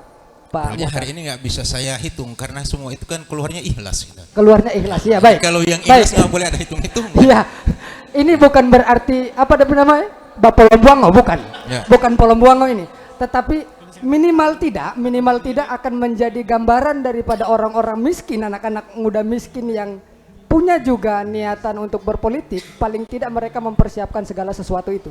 Kira-kira berapa real cost yang dikeluarkan pada kontestasi politik 2019? Ya, real cost-nya 10 juta itu sudah banyak. 10 juta sudah banyak. Bahkan ke depannya kalau boleh ditekan lagi. Maksimalnya itu 5 juta saja. Maksimalnya Maksimalnya 5 juta. 5 juta. Pada intinya bahwa ada kos politik yang dikeluarkan. Ada. Ada. Kos Oh. politik ada. Kos politik ada, baik. Kita cukupkan pertanyaan itu sama Pak Muthar. Kita kembali ke Kakak Arman. Berapa nominal kos politik yang dikeluarkan pada tahun 2019? Ya, kalau saya nominal politik, kos Kos politik politiknya ya. barangkali yang dari saya secara pribadi. Siap. Soalnya kalau saya punya baliho kalender stiker orang lain yang bikin, begitu Oh, toh. disupport oleh Ayah Mahmud. Alhamdulillah salah satu. Itu salah satu. Ya, baik. salah satu Oke. yang mensupport. Iya, ya. iya. Juga ada berapa yang lainnya. Kalau saya secara pribadi barangkali 2 jutaan. 2 jutaan. Ya, itu bukan karena saya pelit, tapi memang realitasnya begitu. Ini 2 jutaan bahasa seorang politisi atau 2 jutaan memang 2 jutaan begitu? Iya, 2 jutaan yang memang tersedia, dan itu pun saya sangat sulit untuk memperoleh itu. Ya, sehingganya itu yang membuat saya tidak terlalu histeris ya. Itu yang tidak terlalu histeris. Cara memperolehnya itu yang Iya, Ya. oke. So miskin sekali ini kalau begini model. Iya. Oke, Jadi oke. ini bukan karena pencitraan, tapi Oke. memang realitasnya begitu. Oke, ya. oke, baik. Pertanyaan yang sama mungkin Kakak Jo, yang saya akan lontarkan ke Kakak Jo. Ya. Kira-kira berapa kos politik yang dihabiskan di tahun 2019? Saya sepakat dengan Pak Muthar, di atas 1 juta lah. Di atas 1 juta ini kan punya nominal. Saya sampaikan tadi bahwa saya saja bisa berasumsi bahwa itu 99 juta 900 sekian. Real ini, Yang sama real, dengan yang real, pertanyaan. yang real. Di LH, Sehingga ukuran kekecewaan itu ada pada kos politik yang dikeluarkan. Oke. enggak, di LHKPN itu kan ada laporan hasil. Iya. Iya, LAP apa ya? Laporan LAPD ya, LAPD. Laporan dana kampanye itu cuma 1 kali saya balapor itu tercatat ada 12 juta. 12 juta. Dan itu dikeluarkan semua. Dikeluarkan semua. Itu pun saya juga susah mendapatkannya sebenarnya. Oke, baik. Jadi begini. Realnya berapa sebenarnya kira-kira? Realnya itu mungkin kalau kita kan banyak disponsori. Ya, disponsori. Oh, kita ini kan sebenarnya bukan ngotot mau jadi caleg itu mungkin hanya ada 70%, tapi 30% adalah kita dipaksa untuk jadi caleg begitu. Kita sama dengan Ayah Mahmud, Pak Muhtar, Bang Arman, Kakak Arman dan saya, kita dipaksa oleh konstituen. Entah mereka tipu atau bagaimana kita tidak tahu sebenarnya. Ya. Lalu ukuran miskin kita ini disebut caleg ikatan caleg miskin ini sebenarnya agak ekstrim. Kita ini bukan miskin, cuma memang susah.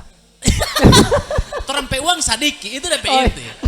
Torampe uang sadiki. Bahasa halusnya uang sadiki. Iya, torampe uang mau sadiki begitu. Saya kira susah. Saya kira begitu. Iya. Kenapa kemudian pertanyaan ini saya harus lontarkan bahwasanya berapa nominal cost politik yang dikeluarkan itu karena memang kita bisa menilai sejauh mana dan sebesar apa kekecewaan daripada setiap calon yang gagal itu dari kos politik yang dikeluarkan. Ya, sebenarnya bukan masalah kos politik yang dikeluarkan itu Pak Ali. Ya. Cuma sebenarnya orang ini berharap kalau Pak Mahmud ini kan 2 kali setan tola begitu kan jadi anggota dewan. Orang oleh itu berharap setan motola jadi anggota dewan begitu. Orang ini berharap setan tola begitu. Oke. Kalau malaikat tola apalagi Jibril atau siapa yang tola kan mau mati. Iya. Kalau setan tola jadi anggota DPR begitu. Kira-kira begitu. Oke. Baik. Pertanyaan yang sama, masih tetap ke caleg yang hampir jadi. Iya. Pertanyaan yang sama, seberapa kecewakah Anda dengan nominal yang Anda keluarkan itu? Semestinya begini kan, sederhananya begini, plus ini uang 5 juta, kita membukakan usaha saja. Tidak boleh, ini jauh lebih produktif dibandingkan kita harus buang-buang waktu. Kita counter itu, dalam sebuah perjuangan, kita wajib berkorban dan itu wajib ikhlas. Ini ibarat Nabi Muhammad untuk dakwah Islam. Menikahi seorang saudagar, seorang perempuan yang kaya raya, lalu dia gunakan untuk kepentingan berperang politik untuk demi dakwah Islam yang kita nikmati sekarang ini. Itu contoh kasus. Di situ ada pengorbanan dan kita tidak bisa menyesali itu dan tidak bisa ada garis kecewa di situ. Kalau soal pengorbanan kita harus ikhlas. Apapun itu kita ikhlaskan. Saya kira itu nilai perjuangan. Ikhlas memang benar-benar ikhlas atau? Insya Allah. Oke. Karena apa dulu ikhlas ini kan ibarat angin. Orang pernah bilang begini, ikhlas itu ibarat angin. Itu Allah bisa dirasakan tetapi tidak terlihat. Hanya Allah yang tahu. Hanya Allah yang tahu. Oke, baik. Baik. Ke Kakak Arman, pertanyaan yang sama. Seberapa ikhlas Kakak Arman untuk mengeluarkan kos politik yang 2 jutaan ya? Iya. Iya, 2 jutaan yang itu juga susah dicari ya? Iya. 2 jutaan. Seberapa ikhlas Kakak Arman mengeluarkan dana itu? Yang mestinya bisa untuk beli popok dan susu untuk anak begitu kan? Ya. Oke, silakan Kakak Arman. Jadi kalau seberapa ikhlas? Ya, dari saya keikhlasan itu agak sulit mengukur nilai keikhlasan. Luar biasa. Tetapi karena memang kita dasarnya adalah pejuang, tidak ada suatu perjuangan tanpa pengorbanan. Siap. Sehingganya kita tidak mengatakan apa ikhlas atau tidak, ya. Tetapi menjadi konsekuensi bagi seorang pejuang mengorbankan waktu, tenaga dan pikiran, termasuk materi. Siap. Jadi saya pikir kalaupun saya punya rezeki yang lebih besar, saya akan lebih ikhlas dalam perjuangan itu, ya. Saya lebih ikhlas dalam perjuangan itu karena kemarin saja dengan uang 2 juta saya hampir menang, ya. Begitu ya, saya hampir menang.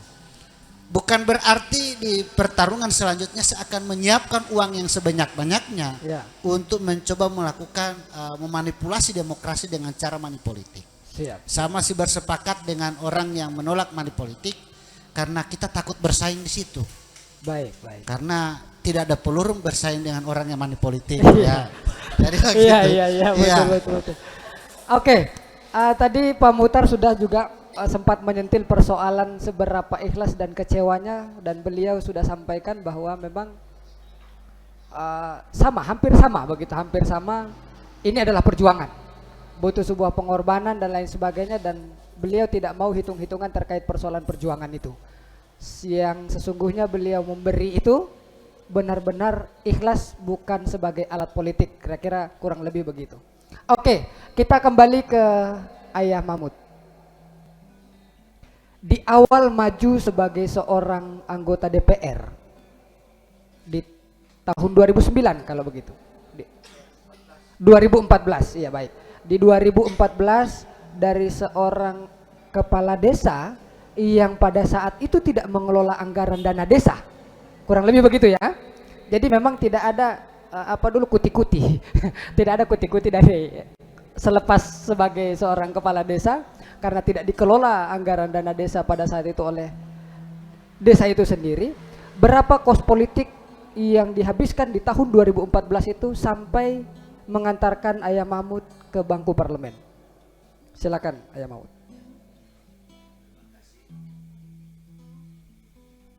Ya, terima kasih. Ini kalau mengingat perjuangan 2014, malah hari ini saya menangis. Ya. Nah, ini Iya, ini. kalau mengingat perjuangan 2014, malah saya menangis. Kenapa? Dulu kalau kenal sama saya Ayah Mahmud, justru saya dikasih duit oleh orang Ya. untuk calon. Tapi dikasih duitnya itu dengan cara yang dengan saya kerja sendiri. Karena saya waktu itu calon bataksi di bentor, di pasar-pasar. Dan bentor saya itu yang penuh stiker-stiker. Ya. Dan saya sendiri yang bawa. Oh, berarti harus punya bentor ini Kakak Arman. Ya kalau Ya, oke. kalau Lanjut. ingat perjuangan saya 2014, hari ini Ya. malah saya menangis. Maka saya lihat saudara-saudara saya yang di bentor, saya tahu bagaimana perjuangan di bentor. Ketika Luar penumpang banyak bicara, makanya Puliati oleh Yuhel di belakang. Oke, menarik sekali Ayah Mahmud dengan pernyataan bahwa sangat tahu persis bagaimana keadaan daripada teman-teman yang bawa bentor pada saat ini. Sudah 2 periode menjadi anggota DPR Kabupaten Bualemo. Upaya apa saja yang Ayah Mahmud lakukan untuk orang-orang yang bawa bentor ini? Karena Ayah Mahmud tahu persis bagaimana keadaan orang yang bawa bentor. Kira-kira upaya apa saja untuk membebaskan gundahnya para pengemudi bentor? Memang upaya secara langsung tidak ada. Tapi minimal program apapun pemerintah lakukan tentulah kerjasama pemerintah, Ya. antara DPRD dan legislatif. Sehingga ketika tukang-tukang bentor secara Ya. tidak langsung dapat bantuan dari pemerintah, Allah untuk kerja sama kita yang ada di sana. Siap. Kalau secara langsung sih untuk selama ini tidak ada. Secara langsung kita berikan kepada tukang bentor bahwa ini kan tidak ada. Kenapa 100.000? 100.000. Jangan lupa pilih anak berikutnya. Oke. Makanya saya bilang saya sangat tertarik dengan acara ISMI ini karena saya mengingat perjuangan saya waktu itu. Ya.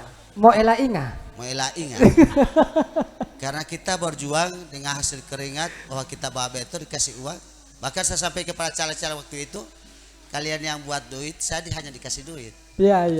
Bahkan stiker waktu itu pun saya dengan usaha yang saya lakukan hanya dapat cetak 500 lembar. Dengan uang sendiri? Iya, waktu itu. 500 Bayangkan, lembar berapa per lembarnya waktu itu? Per lembarnya waktu itu Rp1.000 ya kalau tidak salah. Rp1.000. Berarti kurang lebih 5 jutaan ya? Rp350 kalau tidak salah kalau Oh. yang kecil-kecil, stiker kecil-kecil. Iya. Iya, So menurun kasihan. Makanya Oke. saya mau tertarik dengan calon miskin. Oke. Saya sudah calon tidak punya duit untuk kos politik. Ya. Miskin tidak ada TS lagi. Ya. Pokoknya miskin. Bayangkan itu. Jangankan masyarakat mau percaya sama saya. Keluarga saya tidak percaya. Kamu ini kepala desa kenapa mundur? Kan begitu. Cuma saya sampaikan sama keluarga, kalau andaikan pun ada anggota DPRD yang miskin, maka salah satunya saya. Itu yang Ya. saya sampaikan. Tapi itu ada Oto. Belum punya apa-apa. hanya beton. Belum punya apa-apa waktu itu. Iya, Tapi kalau sekarang so ada. alhamdulillah. So ada, alhamdulillah. So apa? Sehingga kalau dipertanyakan untuk tahun 2019 ini segala sesuatunya kita upayakan, tidak pernah ada yang berubah. Kita tidak pernah berubah. Bahkan perlakuan kita di 2014-19 kami tetap berupaya bergerak melakukan semampu kami.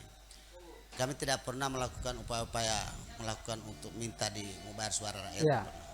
Bahkan saya tidak pernah mengenal ini malam pemilihan itu bagaimana. 2 kali pemilihan ini 2014 dan 2019 saya hanya di rumah, tidak pernah tahu ramai atau tidak ini pemilihan. Iya. Ti ayam mamut yang di rumah tapi TS yang berjalan Bapak Doi. Saya lillahi ta'ala sampai Oh tidak, oke baik. Saya lillahi ta'ala. Oke baik. 2 periode saya tidak pernah ada TS. Iya iya iya iya iya. Lillahi ta'ala. Oke. Oke. Saya 2 periode Menarik tidak pernah sekali. ada TS. Oke. Berarti juga ini clue yang dikeluarkan oleh ayam mamut. Makanya saya Pak diam sampaikan, di rumah, tidak usah Bapak jalan. Oke. artinya hanya kebersamaan karena nanti kami rasakan dari Pak Arman. Ya. Saya hanya bagaimana partai saya waktu itu 2019. Saya bukan menangis bahwa ketika bagaimana hasilnya.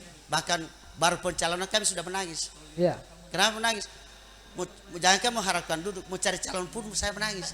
Susah. Susah. Mau cari calon saya di Hanura susah. Alhamdulillah ada Pak Arman yang hari ini kami masih ceria. Tentu maka itu kami harapkan pada teman-teman dengan kisah perjuangan yang kami lakukan, tentu suatu upaya-upaya kita lakukan hanya berbuat saja. Ya. Dan tak lupa bahwa segala sesuatu adalah kehendak Allah. Ya. Karena sepanjang kita ikhlas berbuat, sepanjang kita bisa melakukan yang apa yang bisa kita lakukan untuk rakyat, itu saja. Siap. Menarik sekali. Jadi sudah banyak ini apa dulu tips-tips yang coba dikeluarkan oleh Ayah Mahmud sebagai anggota DPR 2 periode pada malam hari ini. Beliau duduk di parlemen itu dari bawa bentor. Ya dicoba dulu. Siapa tahu Kakak Jo mau coba jadi bawa bentor. Saya pernah coba. Dari tukang ojek, baik. Oke. Kita ke pertanyaan selanjutnya. Ke caleg gagal, hampir menang, lebih ke hampir menang ya. Kalau gagal ini terlalu ekstrim DP bahasa. Ke caleg yang hampir menang, seberapa optimisnya saudara-saudara sekalian di tahun 2024 mendatang ini bahwa saudara-saudara akan memenangkan kontestasi politik itu? Silakan. Kalau optimis ini diukur, ya kita tidak bisa ini kan ketetapan gitu. Tapi kalau ditanya secara sains, kita 100% optimis. Di tahun 2019 juga 100%. Begitu, memang politisi itu begitu.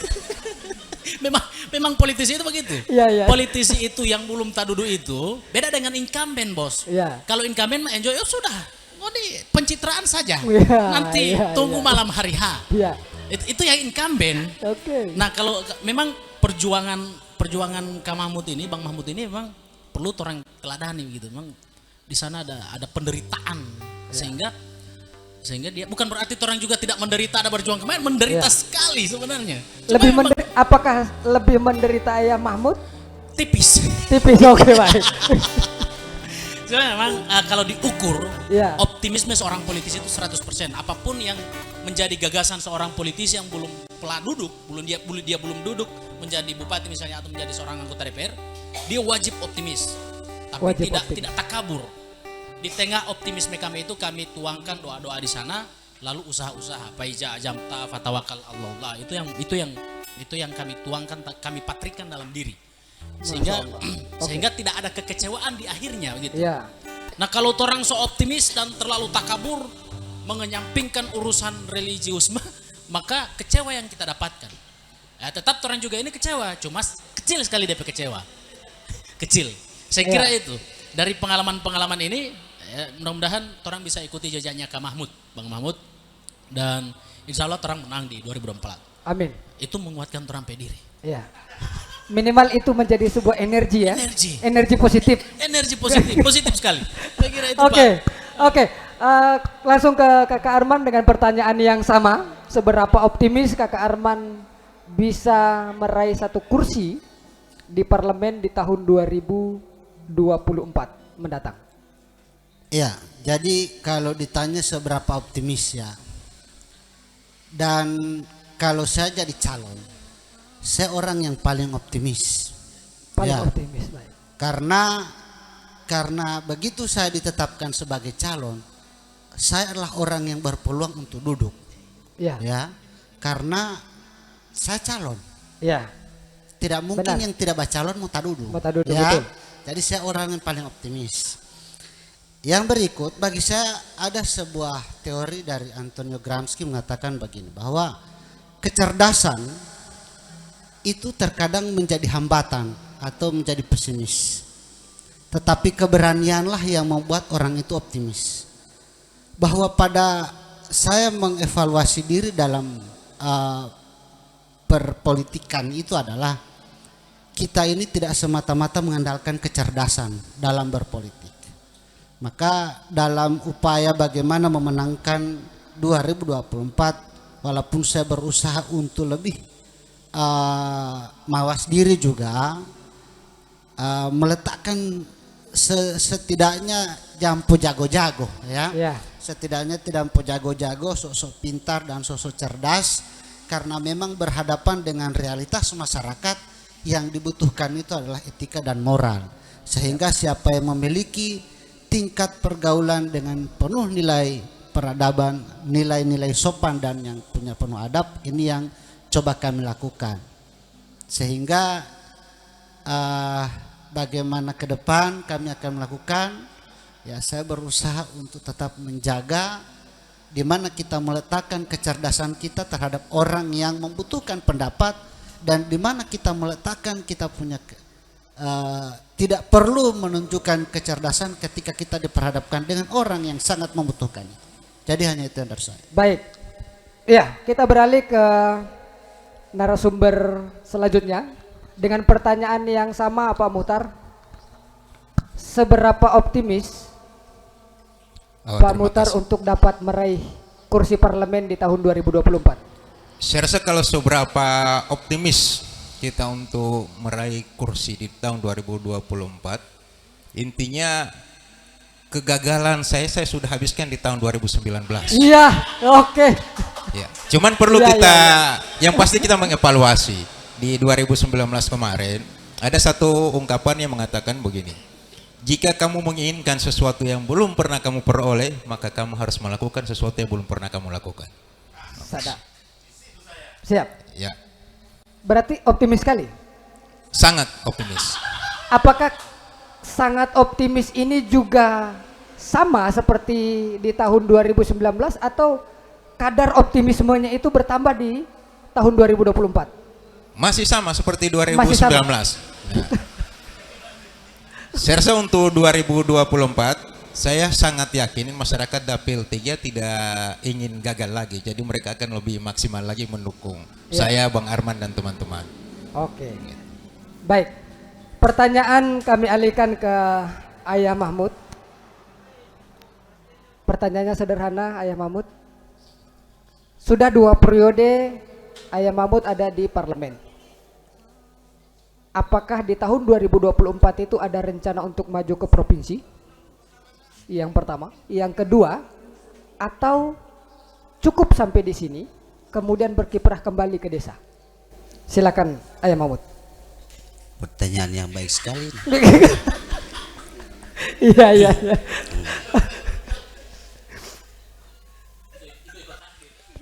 Dipertanyakan mau ke provinsi atau mau kembali ke desa. Yang jelas saya ada di desa. Itu Iya, yang pertama.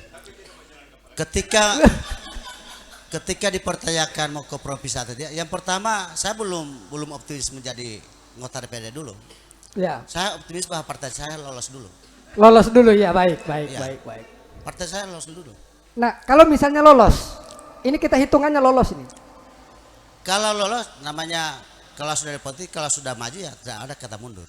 Begitu. Iya. Ya, majunya ini kemana? Apakah tetap di kabupaten? Ini saya tambah Ya. pertanyaannya. Apakah tetap di kabupaten atau kemudian memilih ke tingkat yang lebih ke provinsi atau akan kembali berkiprah di desa? Silakan Ayah Mahfud. Persoalan kabupaten ke provinsi bahwa saya hari ini masih anggota DPD kabupaten. Iya. Dari di kabupaten, tentu saya masih berupaya saya meluluskan partai dulu. Karena kami punya tanggung besar, apalagi saya sebagai ketua partai, tentu punya tanggung besar untuk kabupaten. Persoalan provinsi atau kabupaten adalah persoalan kedua lah. Persoalan kedua. Ya intinya partai dulu, yang tentu kita luluskan dulu. Baik. Ya. Baik. Kalau katakan bahwa kita akan kembali, hari-hari saya ada di desa. Nah, karena saya bolak-balik ke kantor ke desa. Iya. Oke, terima kasih Ayah Mahmud. Oke. Tadi kan sempat disentil tadi oleh Kakak Arman bahwa untuk mengurangi lawan tanding di tahun 2024 sempat kepikiran untuk mendukung Pak Muchtar untuk menjadi kepala desa begitu. Sekuat apa menurut Kakak Arman Pak Muchtar ini ketika ikut menjadi lawan tanding di tahun 2024? Sampai harus didorong menjadi calon kepala desa. Jangan sampai 3 kali DP kecewa ini. Ya, jadi begini Bung Ali, saya ini temanan dengan beliau. Ya. Saya pun berharap beliau akan mengikuti jejaknya Pak Mahmud. Kepala desa dulu. Kepala desa dulu baru Ya. Kepala desa dulu baru nanti itu ke Ya. DPR Ya. gitu kan ya. Untuk menghemat begitu kan, Ya. nah, supaya Ya. ada timbal balik yang harus kita lakukan. Begitu. Betul, Saya betul. siap dan siapa tahu juga akan ada begitu tanpa Ya. diminta begitu. Itu Ya, maksud ya. saya. Oke. Untuk menyongsong 2024 Bang Arman tetap mikrofon ke Bang Arman, ke Kakak Arman. Apa harapan dan motivasi untuk 2024? Menyongsong 2024. Motivasinya Kakak Arman untuk tetap maju optimis, apa motivasinya begitu? Kemudian apa harapannya setelah motivasi itu? Ya, yang jelas kalau motivasi kita itu tinggi karena memang seterlanjur terlibat politik ya. So terlanjur tacolok. Ya, masuk ke sana ASN So tidak takutnya boleh. tidak lama semua pensiun begitu Ya. kan. Dan tentu juga kita masih dengan spirit yang sama bahwa dalam rangka mengawal, ini bukan koprol ya, mengawal dan mendukung kepentingan masyarakat yang sudah tentu sudah kami sering laksanakan ya. Spirit yang sama tetapi bukan dengan nasib yang sama di tahun Ya, 2019. tentu dengan nasib yang berbeda ya, Oke. tentu dengan nasib yang berbeda. Oke. Kalau bicara harapan, saya barangkali bisa menebak teman-teman saya yang di kiri kanan saya ini semua punya harapan yang sama. Ya, untuk bisa duduk. Ya. Ya. Tidak mungkin, walaupun saya berharap mereka tidak berharap begitu ya. Siap. Ya. Mohon maaf ya. Maksudnya kita punya harapan yang sama untuk bisa Harapan duduk yang sama, ya. ya. Kan yang namanya harapan ya, walaupun realitas kita tidak bisa menolak, tetapi memang apapun keadaan harapan ini harus kita gantungkan setinggi langit ya. Ya. Jadi kalau perlu orang Yusuf mencita-citakan harapan ini jadi bupati. Mereka mencari kabar anggota DPR dulu begitu kan? Iya. Ya. Kalau cita-citaan cuma jadi anggota DPR, caleg gagal lagi kan begitu kan? Ya. Jadi kalau mencari kamar caleg gagal. Kalau calon bupati mencari kamar anggota DPR boleh. Ya, jadi seperti itu dari saya. Oke, kembali ke Pak Muchtar. Apa motivasinya Pak Muchtar di tahun 2000 untuk memenangkan kontestasi politik di tahun 2024? Apa motivasinya dan harapannya apa? Silakan. Oh, terima kasih. Saya pikir kalau bicara motivasi, salah satunya sudah disampaikan oleh Pak Arman tadi, bahwa beliau mendukung. Jadi kepala desa saya didukung, apalagi jadi anggota DPR. Iya. Ya. Jadi kalau bicara harapan sama, tapi mungkin yang akan beda ini kenyataan. Itu tergantung Kenyataannya nasib akan juga, berbeda. Bang. Oke, siap. Ya. Jadi bicara harapan itu sama, kenyataannya nanti bagaimana kita tunggu 2024. Yang pasti saya kegagalan saya sudah habiskan di 2019. Ya. Terima kasih. Sudah optimis untuk 2024 Optimis. duduk di parlemen. Insya Allah, tapi tidak takabur. Oh iya, oke, baik. Oke, Ke Kakak Jo. Kakak Jo, di tahun 2000, jadi dari 3 narasumber kita pada malam hari ini mungkin Kakak Jo yang dari seberang, Ya. dari Kabupaten Gorontalo, Mm-mm. dan saya tahu persis keadaan 2019 Ya. karena saya pantau dari media sosial Facebook pada saat itu. Kakak Jo adalah salah satu calon anggota legislatif yang balihonya ditulis di karung. Ya. Iya. Dan itu yang sangat menarik sekali, dan saya pernah bercita-cita nanti ya kalau misalnya bisa selain karung nanti saya punya inovasi apa begitu. Jangan karung lah, itu menjual kemiskinan. Oke. Oke, terlepas dari pembicaraan persoalan apa dulu karung Iya. yang sempat menjadi balihonya Kakak Jo pada saat itu. Apa motivasinya Kakak Jo untuk dapat memenangkan kontestasi politik di tahun 2024 ini? Dan apa harapannya? Motivasi kita apa ya? Motivasi politisi ini, karena begini, kami berempat ini sebenarnya kalau ada yang tanya apa pekerjaan di biodata atau di biografi ditanya pekerjaannya apa, pekerjaan kita sudah politisi. Jadi politisi ini sudah jadi pekerjaan. Lalu motivasi seorang politisi apa? Adalah mencapai kedudukan, mencapai kekuasaan, itu motivasinya. Harapannya adalah harapan yang dibarengi oleh doa, ya kita menang. Harapan seorang politisi adalah menang. Ya. Motivasinya adalah kekuasaan. Kita merebut itu. Merebut kekuasaan. Merebut kekuasaan, lalu harapannya adalah memenangkan pemilu. Semua partai semua partai begitu. Cuma kan orang ini tergantung takdir, ikut-ikut takdir. Ikut-ikut takdir. Ikut-ikut takdir. Pasrah dong kalau begitu. Ya? Pasrah. Bukan pasrah. Ya. Jadi begini, politisi yang kami bertiga ini,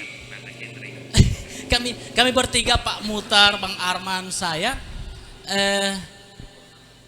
beda prinsipnya dengan Pak Mahmud, karena dia Ya. so 2 kali duduk. Nah, kami bertiga ini sebenarnya pegangan kami adalah kala itu so di tangan begitu. Ya. Tinggal mau cari menang. Tinggal mau cari menang. Tinggal mau cari menang. Kala so di tangan. Ya, orang petugas, orang tidak mau kalah, orang mau cari menang. Jadi Sama kalau ibarat permainan apa dulu tadi domino yang Iya. dianalogikan Iya. ke domino tadi itu, karena kita orang ini sobadiri. Sobadiri, orang mau cari duduk. Mau cari duduk, oke. Kira-kira begitu Pak Ali. Mau kasih badiri orang yang duduk. Lalu dibarengi oleh doa itu sebenarnya saya kemarin sempat ditanya oleh senasuna, Pak tahu lah pengakumu betul. Saya bilang begini, Pak Mahmud, saya mengaku dengan doa. Oh iya, semua caleg ada berdoa, sama-sama ada Ya. Tuhan. Jadi berarti kalau semua ada berdoa, saya berharapan apa gitu. So tidak ada daya begitu. Artinya tinggal menunggu takdir begitu. Menang Tinggal ini, menunggu ya, takdir. tergantung mujur. Kalau Kak Mahmud ini, Ti Ayah Mahmud ini 2 kali DP mujur. Kalau Ti Pak Mutar bilang jatah gagal, ya sudah. Kemarin orang jatah gagal, orang habiskan. Insya Allah cuma itu orang jatah gagal yang ditakdirkan oleh Tuhan. So tidak ada lagi insya Allah 2024. Pokoknya optimis sekali bro. Itu Oke. orang petugas saat ini. Motivasinya dan harapannya so itu. Siap. Harus menang di 2024 insya Allah. Terakhir sebelum kita tutup dialog pada malam hari ini. Kalau nanti di tahun 2024 Menang. gagal lagi. Bahasa kalau ya. Enggak. Iya, ini bahasa kalau. Ya. Tapi ya saya pribadi berharap saya anggota DPR, Kakak Jo juga anggota DPR. Itu sama dengan mudah-mudahan Pak Mahmud tidak bertanya Pak Turam begini. Kia pangunikala begitu. Iya. Oke, jadi begini. Pertanyaannya, kalau di tahun 2024 juga mengalami nasib yang sama. Saya mau tanya balik sama moderator, kalau menang. Enggak. Tidak bisa pertanyaan Begitu ya? Kalau kemudian gagal, apakah tetap akan bertahan menjadi seorang politisi atau banting setir? Tidak juga. Politisi ini so jadi ini, fashion. So pekerjaan nih, pekerjaan utama bagi orang yang tergabung di partai ini adalah politisi itu pekerjaan. Ya. Tidak mungkin mau jadi PNS. So tidak ada waktu. Lalu di samping orang sebagai politisi di luar sana ada pekerjaan yang menanti orang misalnya itu. Ada pekerjaan yang lain. Nah, dari pekerjaan yang lain itu orang mendapatkan kos politik untuk perjuangan politik, perjuangan di garis politik ini. Itu sebenarnya. Kalau misalnya ditanya, berarti tidak ada pekerjaan lain selain pekerjaan politis? Ada. Cuma memang pekerjaan utama kita ini adalah politisi. Politisi ini adalah pekerjaan yang paling mulia sebenarnya. Cuma jadi dianggap diledek dan dianggap remeh oleh yang anti politik. Itu sebenarnya kunci dari kita ini yang bergabung di partai politik ini sebenarnya. Jadi pada dasarnya bahwa mau apapun hasilnya nanti Iya. di kalau tadi itu. Iya, bayangkan begini, saya saja kalah bicara saking angkuhnya begini, apalagi yang duduk Pak. Iya. Torang tiga bahasa ini, so kalah-kalah ti ayam hamut bahasa. So sangat legislator sekali. So tidak tahu siapa yang sebenarnya anggota DPR. Iya, so tidak tahu sebenarnya siapa yang anggota DPR. Tidak tahu sebenarnya mana anggota DPR. Itu memang begitu. Saya lihat juga adem-adem ayam mamu coba bawakan ini. Jangan Bapak lihat Bapak diam begitu Pak. Politisi ini diamnya seorang politisi itu sangat berbahaya Pak. Iya. Makanya oleh Pak Muhtar tadi dia bilang strategi yang kemarin tidak terpakai, ada strategi baru. Sama, orang juga ada. Pokoknya orang ada strategi dan ujung-ujungnya doa, sama-sama berdoa. Sama-sama berdoa. Sampai yang DPR sama-sama ada Tuhan. Ada dengar, so dialah pemenang di 2024. Kira-kira begitu Pak. Iya. Oke, pertanyaan yang sama saya lempar ke Kakak Arman. Kalau bukan doa ini. Kalau itu masih apa DP namanya? Samar-samar. Oh iya. Kalau di tahun 2024 kemudian nasib yang sama juga diperoleh. Apakah kemudian tetap bertahan di menjadi seorang politisi atau malah justru membanting setir? Misalnya bawa bentor dulu begitu. Atau kepala desa dulu begitu, bergantian dengan Pak Muhtar begitu. Pak Muhtar yang dukung Kakak Arman untuk jadi kepala desa. Silakan. Iya, jadi sebenarnya saya tidak ingin pertanyaan ini muncul. Iya. Iya. Iya. Tidak boleh ada pertanyaan seperti ini karena bagi pejuang walaupun andai ini boleh tonggak gunung ya apa DP bahasa. Cuma memang berat. Iya. Saking optimisnya ini. Siap. Saking optimisnya saya berharap pertanyaan-pertanyaan ini tidak muncul lagi. Terasa menghantui sebenarnya gitu kan.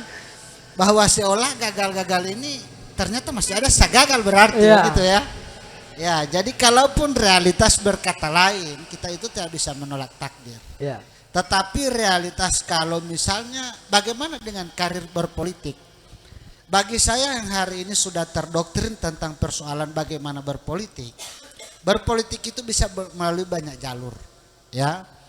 Melalui banyak jalur, kan intinya di DPR itu, di legislatif, itu pekerjaannya itu adalah mengaspirasikan. Itu sampai dengan saat ini walaupun kami tidak DPR, kadang-kadang juga kami yang mengaspirasikan. Iya. Kami titip lewat teman-teman kami yang di legislatif. Baru sebatas menitip, ya, belum bisa membawa aspirasi secara langsung. Ya. Kalau kemudian dia mengawasi anggaran, kadang-kala kita proteksi juga anggaran yang ada daerah. Yang diawasi. Yang diawasi. Hanya juga mengawasi, kemudian membuat kebijakan. Kami juga banyak mengkritisi kebijakan yang di DPR atau yang dihasilkan. Kalau misalnya di daerah itu ada perda, terkadang kami juga ikut mengkritisi. Saat ini kami ini sebenarnya sudah legislatif, tapi belum dibayar oleh negara, ya, belum dibayar oleh daerah. Sehingganya melalui jalur ini kami berharap perjuangan politik kami akan tetap tersalurkan, ya, walaupun tidak macam ada dulu itu, ya. Kalau bawa macam batitip teruskan. Kadang kalau orang batitip juga dia so bosan, ya. Daripada orang bosan, orang ganti orang ada duduk, ya. Jadi saya seperti itu. Oke, orang ganti orang ada duduk. Mudah-mudahan. Amin. Amin. Mudah-mudahan mereka ikhlas. Mereka ikhlas. Oke, pertanyaan yang sama juga yang saya harus lempar ke Pak Muhtar. Pertanyaan yang sama. Kalau kemudian nasib yang sama yang akan ditemui nanti di tahun 2024, apakah tetap menjadi seorang politisi atau balik kemudi, banting setir? Ya. Silakan. Ya, terima kasih. Saya pikir ada dalam ajaran agama kalau hari kemarin masih sama, hari ini masih sama dengan hari kemarin itu adalah kerugian. yang besok masih sama dengan hari ini itu adalah musibah. Terkait dengan pertanyaan kalau misalnya 2024 gagal lagi, saya juga sepakat dengan Pak Arman, harusnya ini jangan ditanyakan malam ini. Tapi karena sudah ditanyakan ya fardu harus saya jawab. Yang pasti kita tidak akan berhenti jadi politisi karena saya dan teman-teman mau lakoni ini, menjalani ini, enjoy, kita nikmati ini supaya dia ada nilai ibadahnya. Ya. Jangan sampai kursinya tidak dapat, ibadahnya juga nggak ada. Ya. Jadi kalau kita melakukan dengan ikhlas, maka tidak ada kerugian di sana. Semua itu enjoy, senang kita menjalaninya. Seperti itu, Bang Moderator. Oke. Sangat luar biasa. Masih tetap bersemangat meskipun dalam keadaan yang gagal. Saya tidak tahu bagaimana harus mempresentasikan semangat yang coba dibawakan oleh ketiga narasumber kita yang hampir jadi anggota DPR di tahun 2019. Tapi yang menarik dari ketiga narasumber kita yang hampir jadi anggota DPR itu adalah semangatnya yang tidak pernah surut. Sehingga saya mengutip satu pukat dari Terelie bahwa barang siapa yang tidak menyerah pada sebuah kegagalan, maka ialah orang-orang yang akan menggapai keberhasilan itu. Semoga 2024 akan menjadi momen luar biasa, akan menjadi momen indah bagi ketiga narasumber kita yang hampir jadi anggota DPR. Dan juga doa yang sama, kalaupun kemudian Ayah Mahmud akan nanti memilih ke provinsi, berarti ada kesempatan bagi kedua narasumber kita, yaitu Pak Muhtar dan Kakak Arman Nawai. Terima kasih pemirsa yang ada di rumah yang setia mengikuti acara pada malam hari ini. Dan terima kasih juga kepada narasumber, terima kasih Ayah Mahmud. Juga ucapan terima kasih kepada Dapur Gorontalo Channel yang memfasilitasi kita dalam kegiatan pada malam hari ini. Dan tak lupa juga para akustik dan para sponsor. Ada Nanda Catering, Ate Cakes, Ate Cookies, dan juga Saya ada pesan Bung terakhir. Owner. Oh, Ya, ada pesan terakhir. Oke, ada pesan terakhir dari Pak Mahmud. Silakan. Saya justru memberikan semangat pada teman-teman, punya optimis suatu kesuksesan atau kegagalan, ketika pun gagal adalah kesuksesan yang tertunda. Bahkan saya ingin melihat kebersamaan ini masih terjalin, apalagi Ya. udah 24 dan kita serta bersama di parlemen. Gitu. Ya, Cuma ketika pun kami gagal, ini harus dipertanyakan juga. Bahkan ada peluang lagi 2024 itu ada dua momen. Pemilihan DPR dan pemilihan bupati. Bupati. Nah, ketika pun itu gagal, harus kita coba. Akan ada bupati yang orang miskin. Kan begitu. Ini satu hal, kan begitu. Mau coba badai yang lebih besar. Iya, harus begitu. Harus kita berikan juga bahwa jangan kan mau jadi DPR calon miskin, bupati pun akan muncul bupati miskin. Ya, ya, ya. Luar biasa. Oke. Saya sama teman-teman berusaha berdoa dan kami yakin dengan itikat yang baik dan ketulusan tentunya kita berharap sama-sama tentu dalam acara seperti ini tentu untuk memberikan pembelajaran kepada semua, pada seluruh masyarakat dan para calon-calon yang lainnya yang tentunya bisa. Kita juga sudah mendengarkan beberapa clue, tips yang coba disarankan tadi. Selain harus membawa bentor, ya paling tidak ada keikhlasan untuk berbuat sebelum kita mengharapkan sesuatu. Jangan sampai kemudian apa yang Anda lakukan itu Anda tuangkan harapan dari situ begitu. Artinya bahwa seikhlasnya. Kalau mau berbuat seikhlasnya tanpa ada pamrih. Luar biasa sekali diskusi kita pada malam hari ini, Bapak Ibu sekalian yang ada di rumah juga yang ada di kopi parkir pada malam hari ini. Terima kasih, mungkin itu dulu dari kami pada malam hari ini, dan kita akan lanjutkan pada diskusi-diskusi selanjutnya. Saya Ali Sahab, nahkoda kapal diskusi pada malam hari ini, dialog ISMI dengan tema air mata kegagalan.